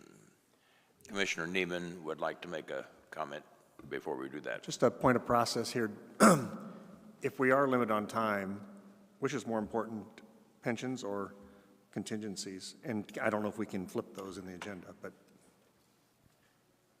I think we can prioritize our time. I think we can reasonably predict we're not going to get to pensions today, but that doesn't mean we'll never visit it. I would recommend that we put that as the first agenda item on our next meeting. My question is could we talk about that today and then put contingencies on the next meeting? We can probably do that. The question is whether we can skip item number 2 and go directly to item number 3, and that's probably at the discretion of the commission here. Do you collectively have a thought on that? I'm not asking for a vote, but I move that we move the agenda item so we cover pensions now. Second. okay, we actually have a motion and second, so let's go ahead and vote on that. Okay, thank you. So, oh, sorry. Looks like everyone wants to talk about pensions. Proceed to item 3, which is discussion of pension costs. Sonia? Okay, pensions it is. So this, next slide. So this presentation basically gives you an overview of the city's pension costs and discuss primarily the public safety pension retirement system, because that's where most of the unfunded liability is. So next slide. So the city's non-public safety personnel participate in the Arizona State Retirement System, or ASRS as we call it. It's for all full-time city employees except police, fire, and mayor and council. It's a cost-sharing multiple employer pension plan. It's administered by the state, and it's a pooled valuation, means there is not a separate valuation done for the city of Scottsdale. So we just fall under a pooled valuation for all the state employees and all the city employees and other districts or jurisdictions that participate in this ASRS. Next slide. So this came from the ASRS most recent actuarial valuation. As you can see, currently we are paying about 12% of our payroll for ASRS, and the projection is that the plan will continue requiring a contribution of about 11-point-something%. That's really all I have to say about ASRS. Unless there's any questions specifically about ASRS, I'll move on to PSPRS. I think as just order of magnitude, how many participants do we have in the city in the ASRS program?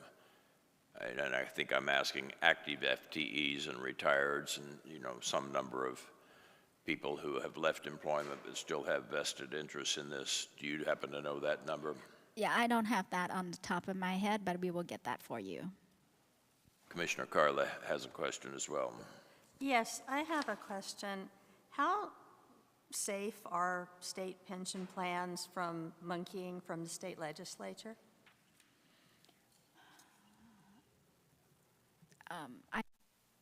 I don't have an answer for that. We can, But can they? I mean, can the legislature run a bill and screw with it?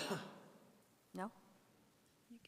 Scott can It answer. looks like our city attorney, the city attorney may be the best one to answer that, and he's currently missing in action. Why don't we hold that question till he Okay. gets back? Commissioner Stevens. Yeah, but my understanding is if it's a defined benefit pension plan, there's all kinds of ERISA and other issues there that you can't mess with that without taking away benefits from people. But that'll tie into my question. You're going to love this one.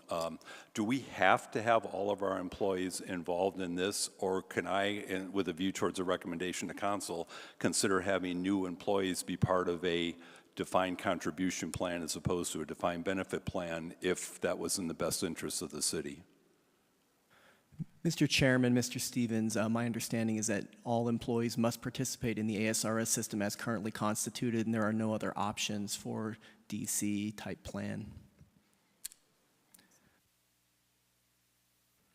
Additionally, to the question, Mr. Chairman, that was posed by Commissioner Carla, my understanding is also that the state, the ASRS trust fund is a trust fund and cannot be swept by the state. This was examined many times during the Great Recession, and it just can't be done.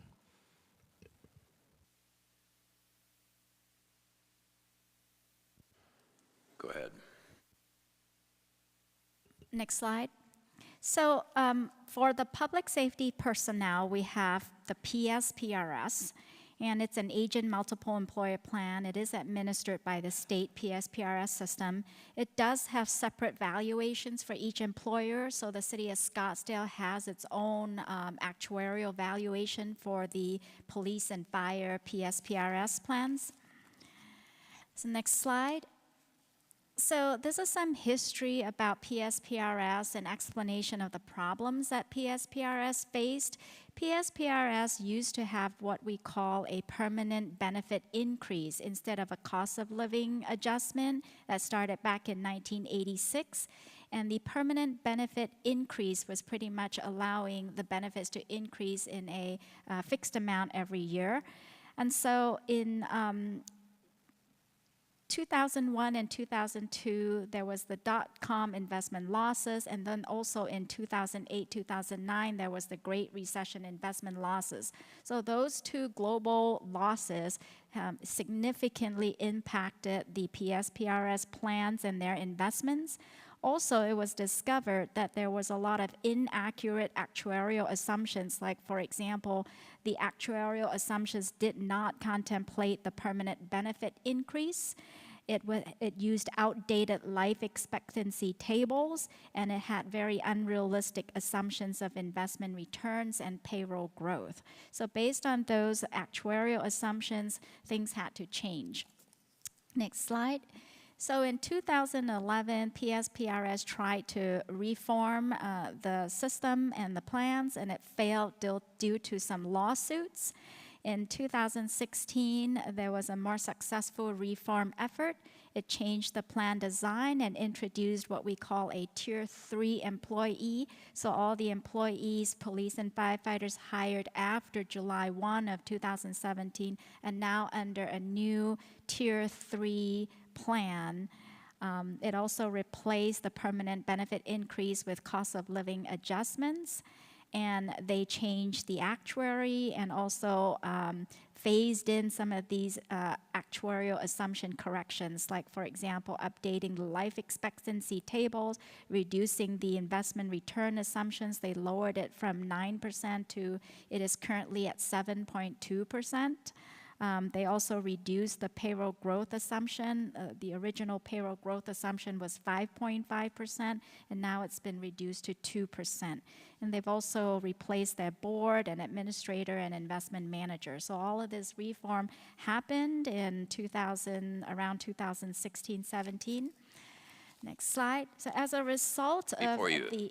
Before you leave that one, you said that the payroll growth assumption has now been reduced to 2%. Is that in any way realistic?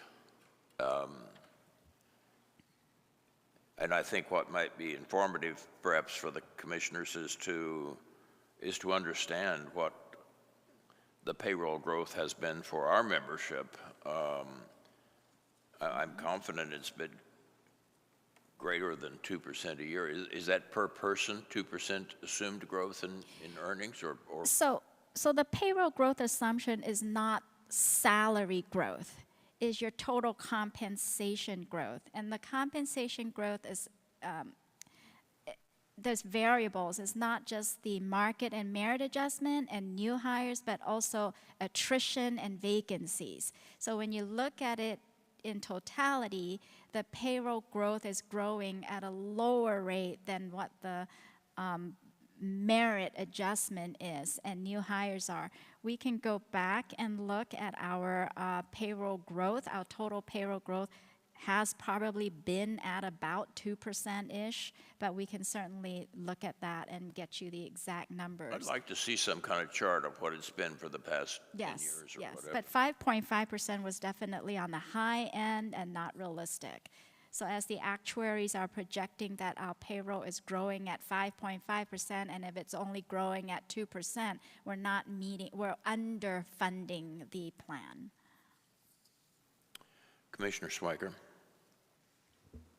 And how often does the PSPR board actually look at their investment return assumptions?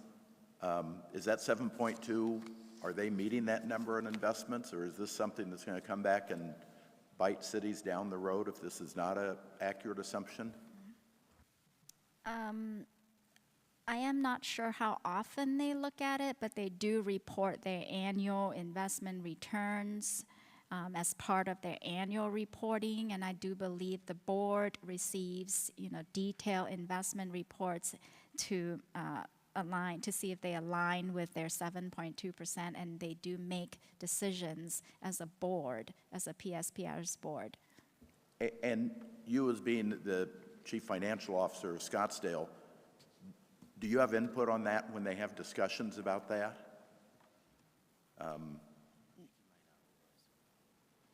They're not local. They're not local to Scottsdale. So No, I know. They're for the state, but Yes. still, if they're saying that, at 7.2% that the fund's growing at, and the fund's only growing at 4%, then there's a difference in there that's going to affect Scottsdale somewhere down the road. And I just wonder if local officials have, if they opine on those as they look at those reports, or do they just do it in a vacuum?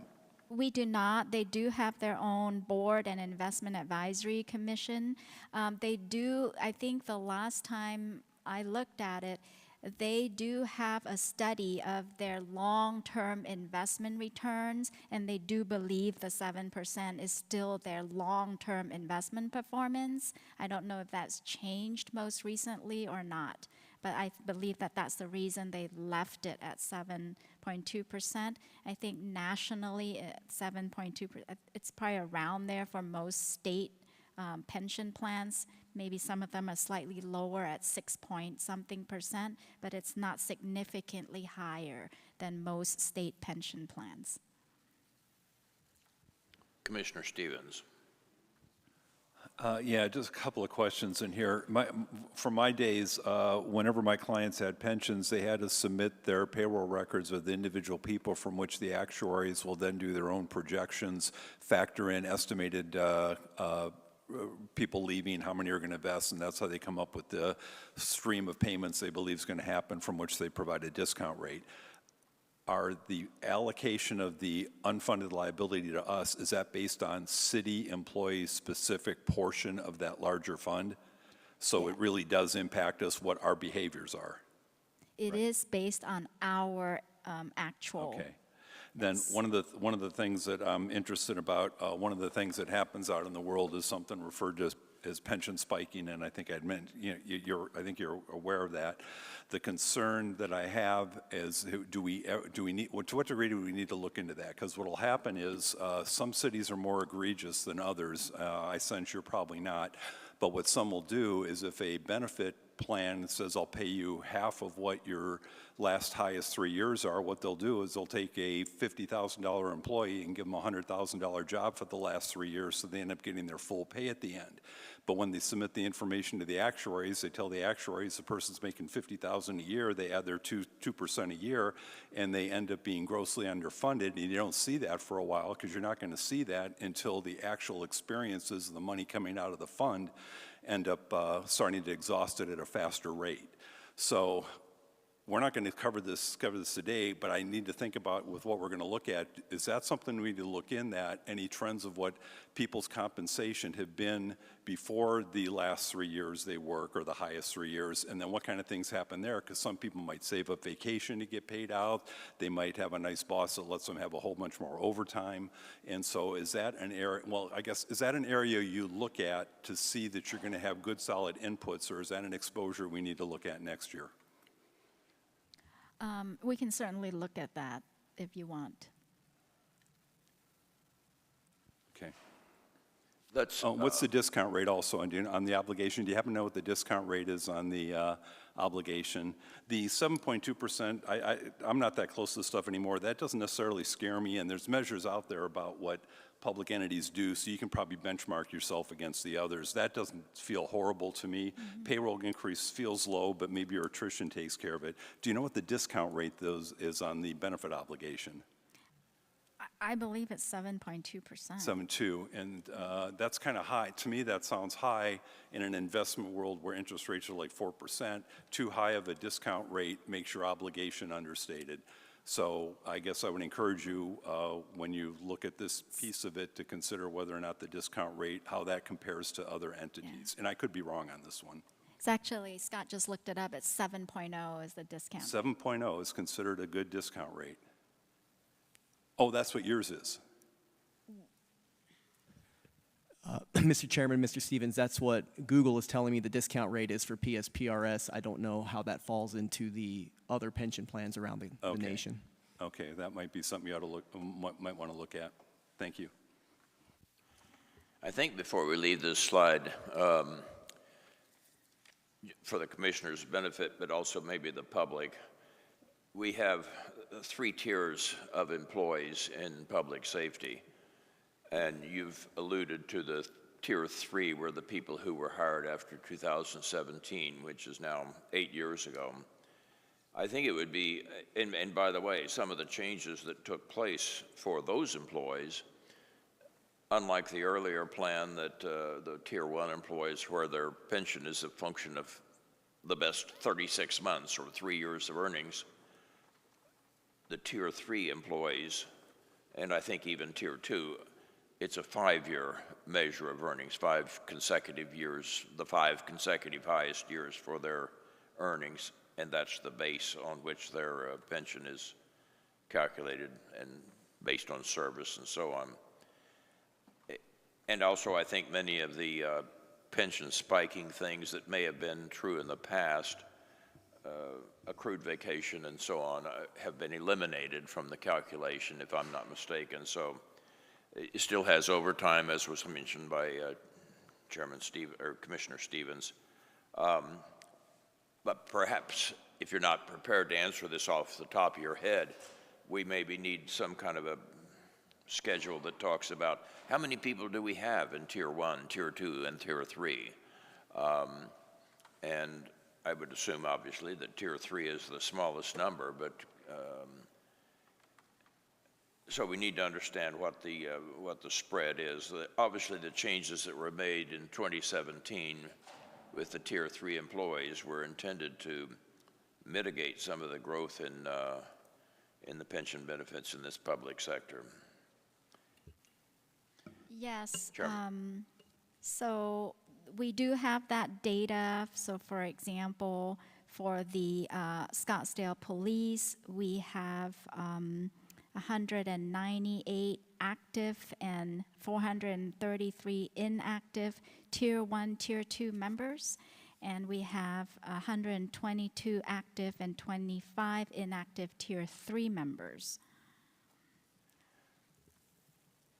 And rather than all of us trying to memorize those numbers on the fly, let's just say that next time let's let's have a little schedule that talks about the distribution of employees in these categories. Yes. Commissioner Swiker.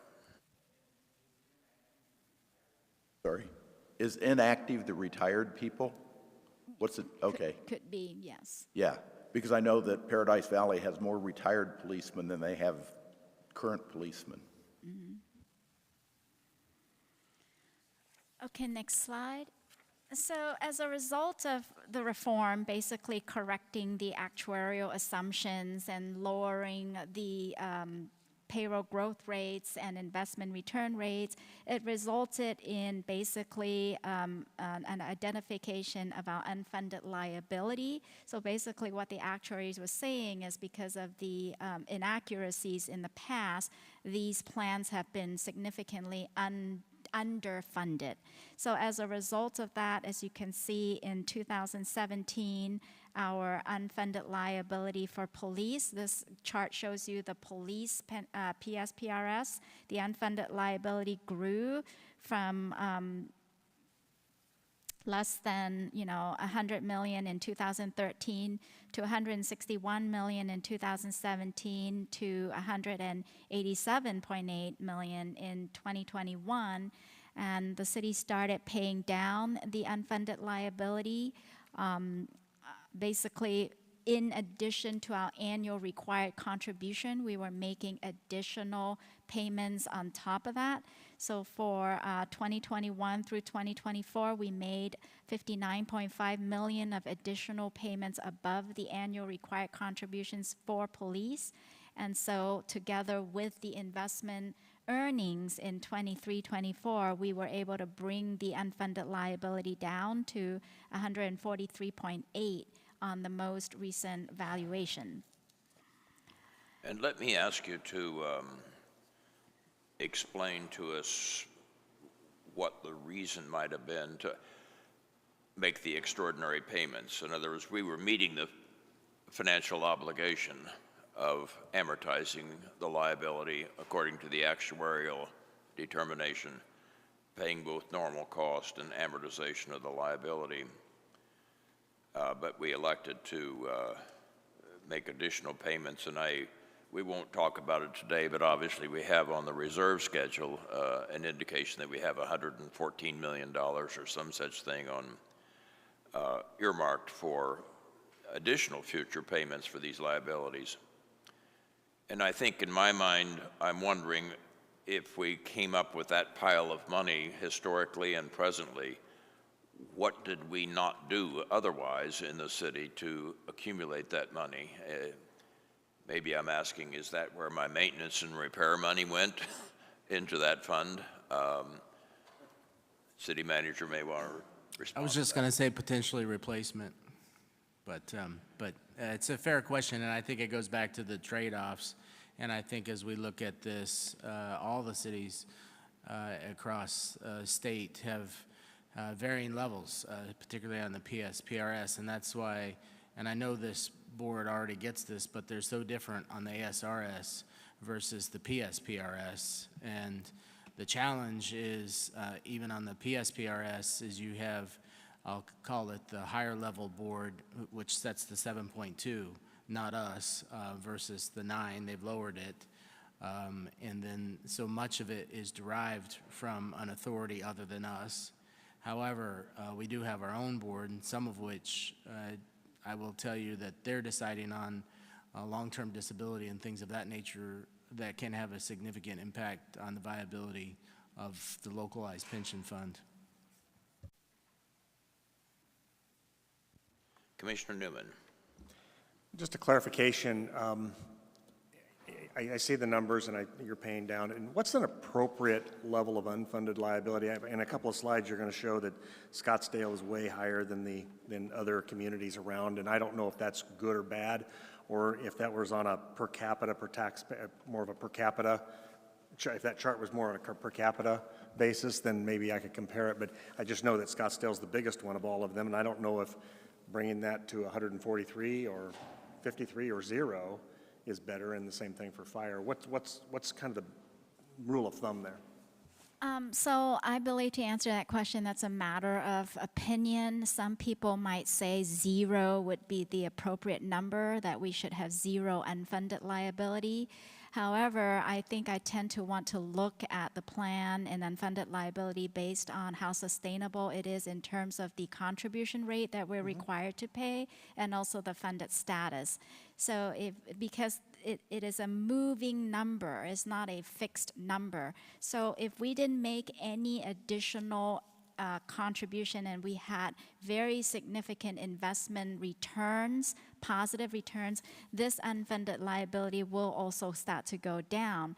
Like if we make an additional 60 million of additional contributions, but we had another great recession year, the unfunded liability will go back up again. It is affected by investment returns and losses just as much as it's affected by contributions. So given that, I feel that to be financially stable, like if you look back at the ASRS, we are paying 11% into the ASRS fund, whereas for PSPRS, you'll see in a later slide, we're paying 50-something% as a percent of payroll for police. That to me is not affordable and sustainable for the city to pay over 50% or something so high. So maybe to answer your question is we probably should, in my opinion, to pay that unfunded liability down so that that percent of payroll is reasonable and affordable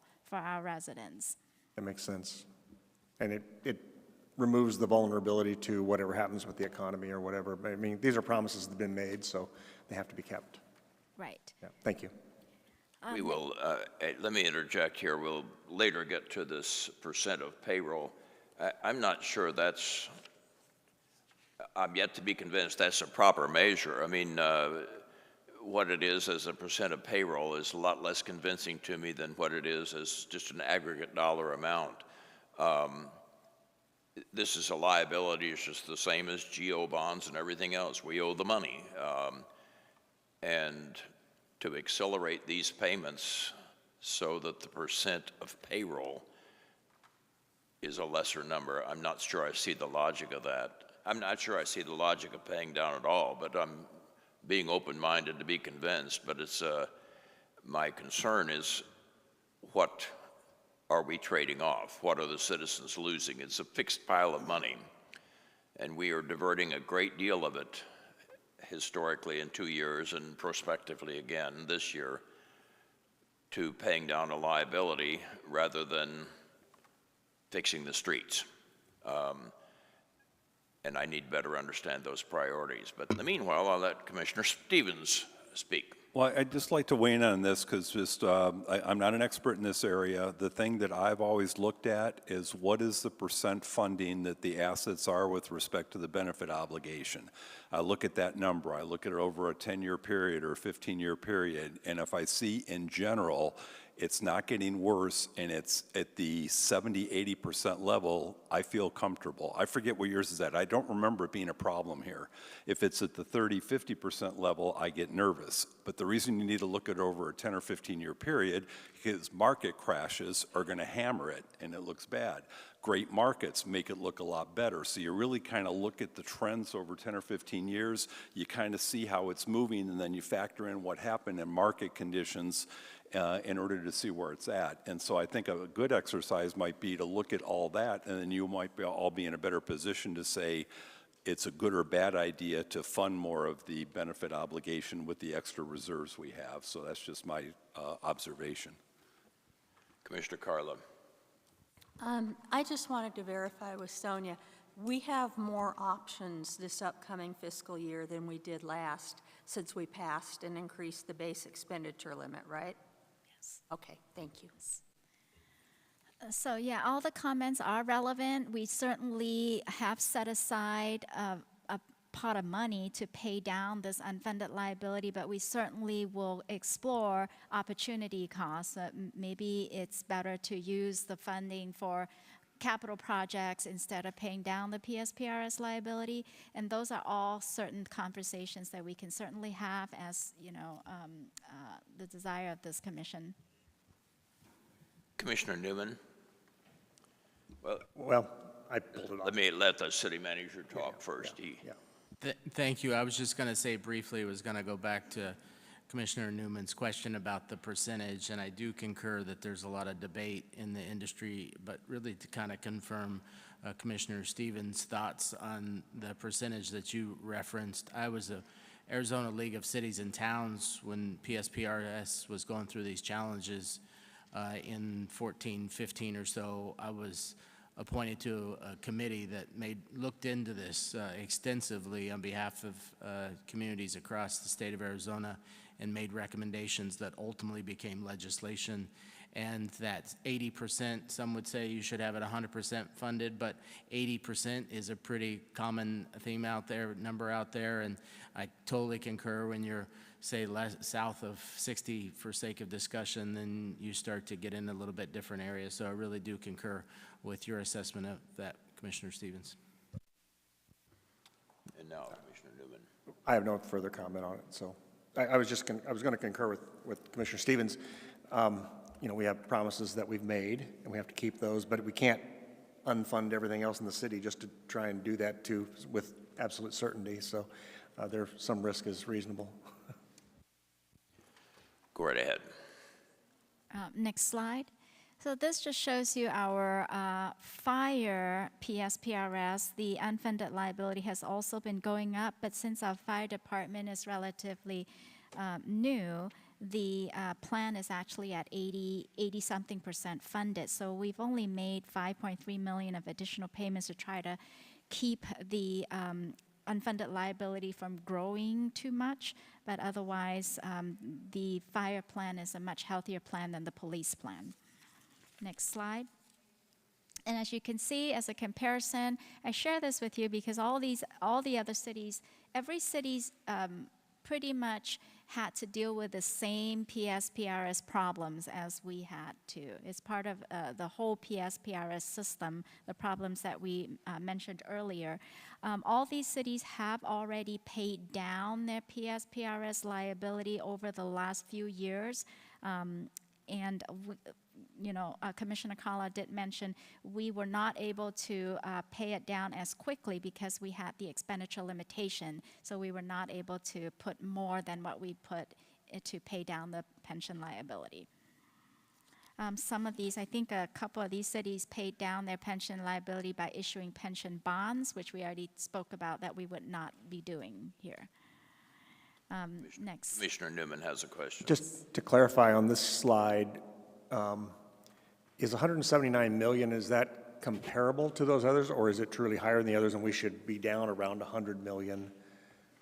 I'm trying to get a feel for what's the right level here. Again, I think I like the way Commissioner Stevens and our city manager Greg spoke about it. I think if we maintain something over 80% funded status, that would be an appropriate level, and then we will see where our liability is once we get to that 80-something% funded, where our contribution rates are and where our unfunded liability is, and I think that that might be where we consider appropriate. Okay. And what is our current funding level? Our current funding level for police with the payments, we finally went over 70% because it was under 70%. And now I think we're slightly over 70% for police, and we're 84% for fire. Okay, thank you. And just as an editorial comment, I'm usually not persuaded by knowing what other cities in the valley are doing. I really like to march to our own drumbeat and have a rationale. I don't even know how many employees they have covered in each city, and obviously some of the newer cities are going to have fewer Tier 1, 2, or 2 employees. So again, I think what all of us are looking for is some rational reason of what we should be paying down. And the most rational reason is perhaps to bring the funding level, as Commissioner Stevens said, up to a precise number. But it's not looking at other communities, in my opinion. It's not looking at what the impact is compared to base salaries in police and fire. So see if we can come up with some other metrics. Next slide. Oh, Commissioner Newman has a Sorry, just one other question on the last slide. How much does movement I seem to vaguely remember a conversation I had on movement between communities. How much does that affect these numbers? Because as people change jobs and go from one police force to another and one fire force to another? So my understanding is if there is lateral movement, that the city that the firefighter or police officer moves to, we do not take on the unfunded liability from their previous employer, right? We'll confirm that, but that's my understanding is we don't take on that separate additional unfunded liability. So it feels like a net zero when there's a movement. I believe that, but let me confirm that and get back to you on that. Great, thank you. Okay. Next slide. So, as you might imagine, with the increase in unfunded liability, the contribution rates have also significantly increased. As you can see on this chart, in 2015, our contribution rate as a percent of payroll for police PSPRS was less than 30%, and it went up to as much as 63%. And now with the additional contributions and pay down we've dropped it down to 52.55%. With fire, it started in 2015 at 12%, and we're now close to 30%, and we're going to try to keep that below 30%. We're also trying to pay down additional unfunded liability to bring that 52.55% down to something more like 30%. And again, as you recast some of these numbers for us in the future, speaking for myself, I'm not persuaded by a statistic of what it is as a percent of payroll.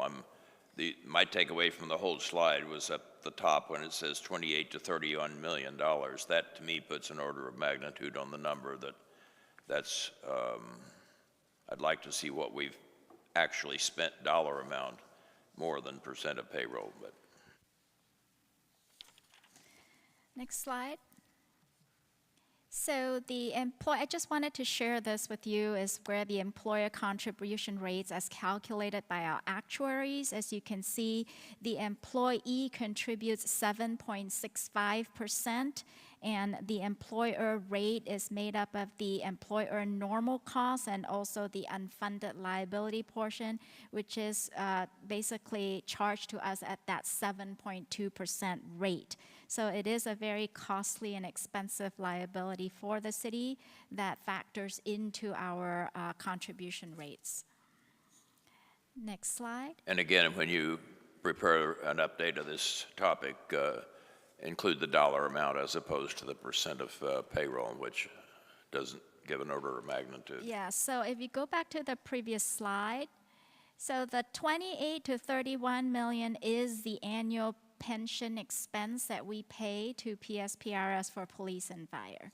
That is not including the additional contribution. That is just based on the annual required contribution. Okay, next slide. Next slide.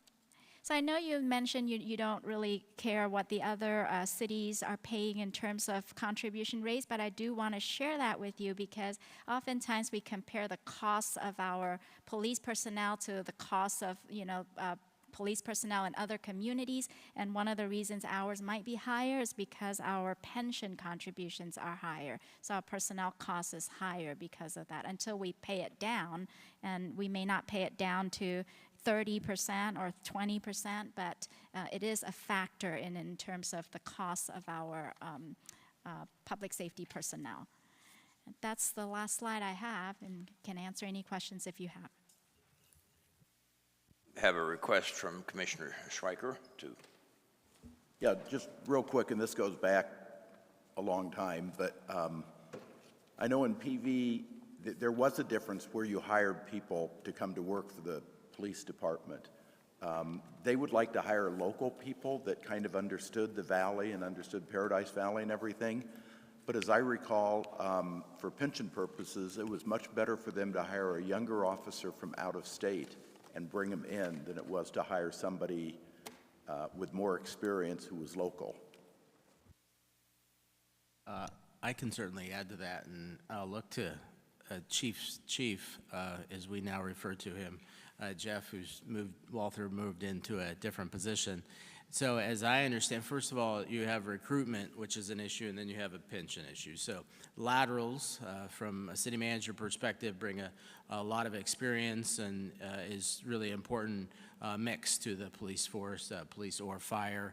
I would say that it's more common, it feels as though, to really start them from the academy and move them on up that way, but it's really fortunate to have a lateral situation from an operations standpoint.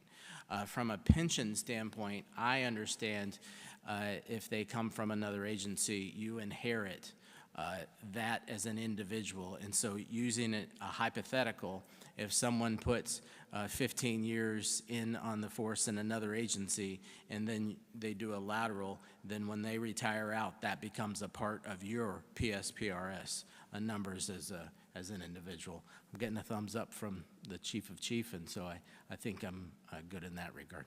Thank you, Mr. Chair. Commissioner Stevens?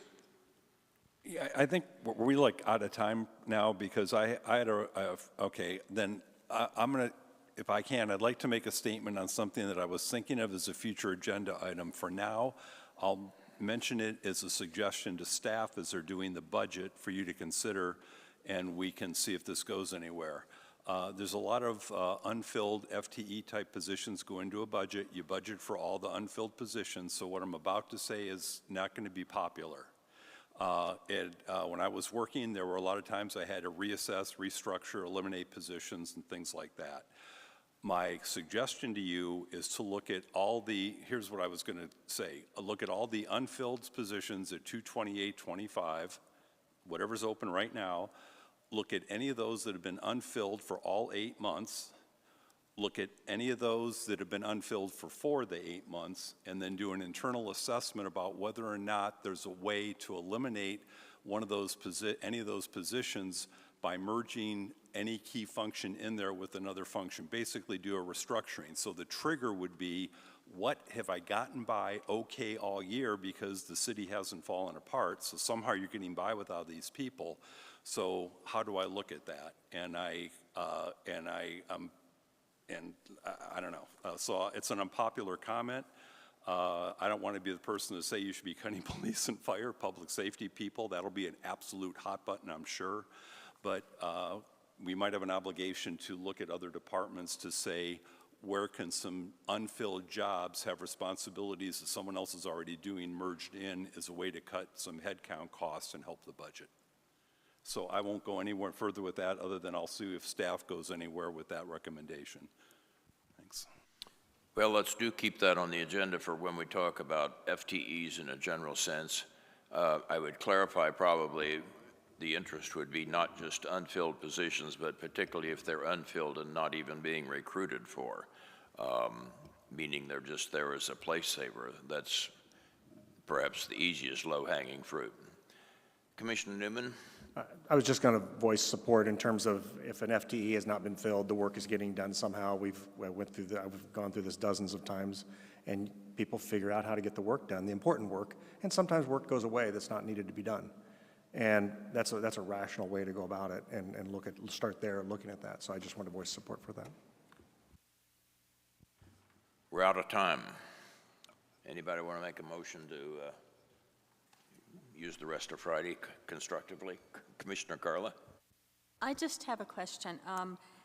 We don't meet again for 19 days, and the question is, considering we didn't get through the whole agenda, are we going to be looking at trying to fit another meeting somewhere in those 19 days?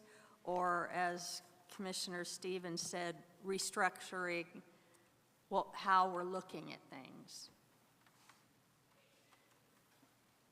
We were not planning additional meetings. Our meetings in March, we are planning for presenting the proposed capital improvement plan to the commission. A lot of these additional requests we can send to the commission, via communications with the commission.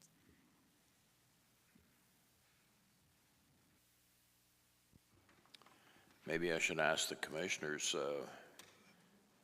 to weigh in on whether you think we need or would benefit from or should have another meeting before 19 days are up.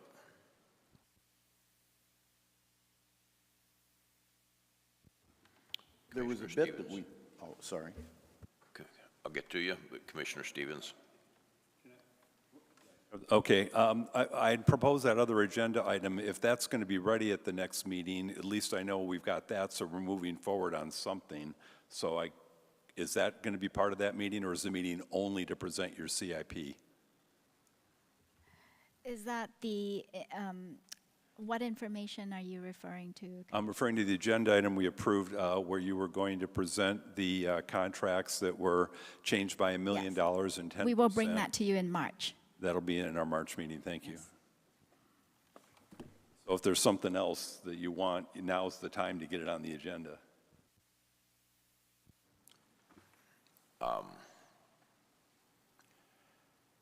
Where does that leave us? I guess well, we did skip past the item of future agenda, item number 5 or 4 on the agenda, which was identification and approval of possible future agenda items. Do you have something to propose there, or is that what you've already suggested, Commissioner Stevens? I'm gonna try to, no, let's just go with the comment I made. We'll see where they go with that on looking at the FTEs and doing an assessment there, and then what they're going to report. And then separately, I may ask in a week or so after Sonia gets done with her closing if there's something else I can learn a little bit more about with respect to some of the contracting area. Like, I would like to understand a little bit more about how contracting works. Is it firm fixed price? Is it cost price?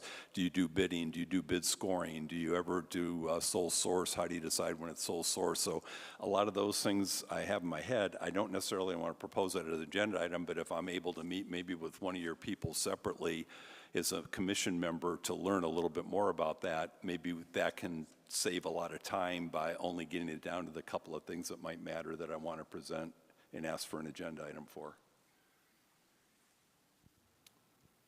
Commissioner Carla? To go along with that, I guess I would ask staff, to communicate with us, and let's just do a realistic assessment of how much time we have left before the budget has to go to council, and with hopefully a work study session with them prior to that. And there's only so many days. We had this whole list of departments we wanted to go through, which I think is pie in the sky now. So just give us a realistic assessment of what you think we can look at and what it's your intention to bring to us, and then we can all react and say, well, I think you're missing this. I don't really think this is necessary, and maybe we can just start winnowing down to have very productive meetings between now and not so far off when the budget has to go to council. Just an idea. We can certainly work towards that. We definitely have to present the budget to the council on May 6th, because we do have a lot of posting, publication, public hearing requirements in order to meet the budget timeline that we are required to do per our city charter. So May 6th is the drop dead date, the date for when we present the budget to council. I think right now our city clerk is looking at April 22nd as the joint work study between the Budget Review Commission and council. And so working backwards, we will release our proposed budget on April 3rd. We're putting final touches into it. We're still balancing it. We're still massaging final numbers, so it's not quite ready yet. And it will be ready on April 3rd. And then we do have those 3 meetings with the Budget Review Commission, April 7th, 10th, and 11th. If we do need to insert a couple more meetings for the commission, we can certainly do that. And so we will just go from there. We'll leave it up to you to let us know, and also let us know if as, and when April 22 is a definite date for meeting with the council. With that, I'll entertain a motion to adjourn. I'm sorry, I had a note that you changed that to May 6th. It's back to April 22nd? May 6th is the presentation to council. April 22nd will be the joint work study. Okay, thanks. Yes, May 6th is the date that the council will actually agree to the proposed, or make modifications to the proposed budget, but our joint meeting would be ahead of that. Make a motion. I move we adjourn. Second. All in favor of adjourning finally? We're out of here. Thank you all.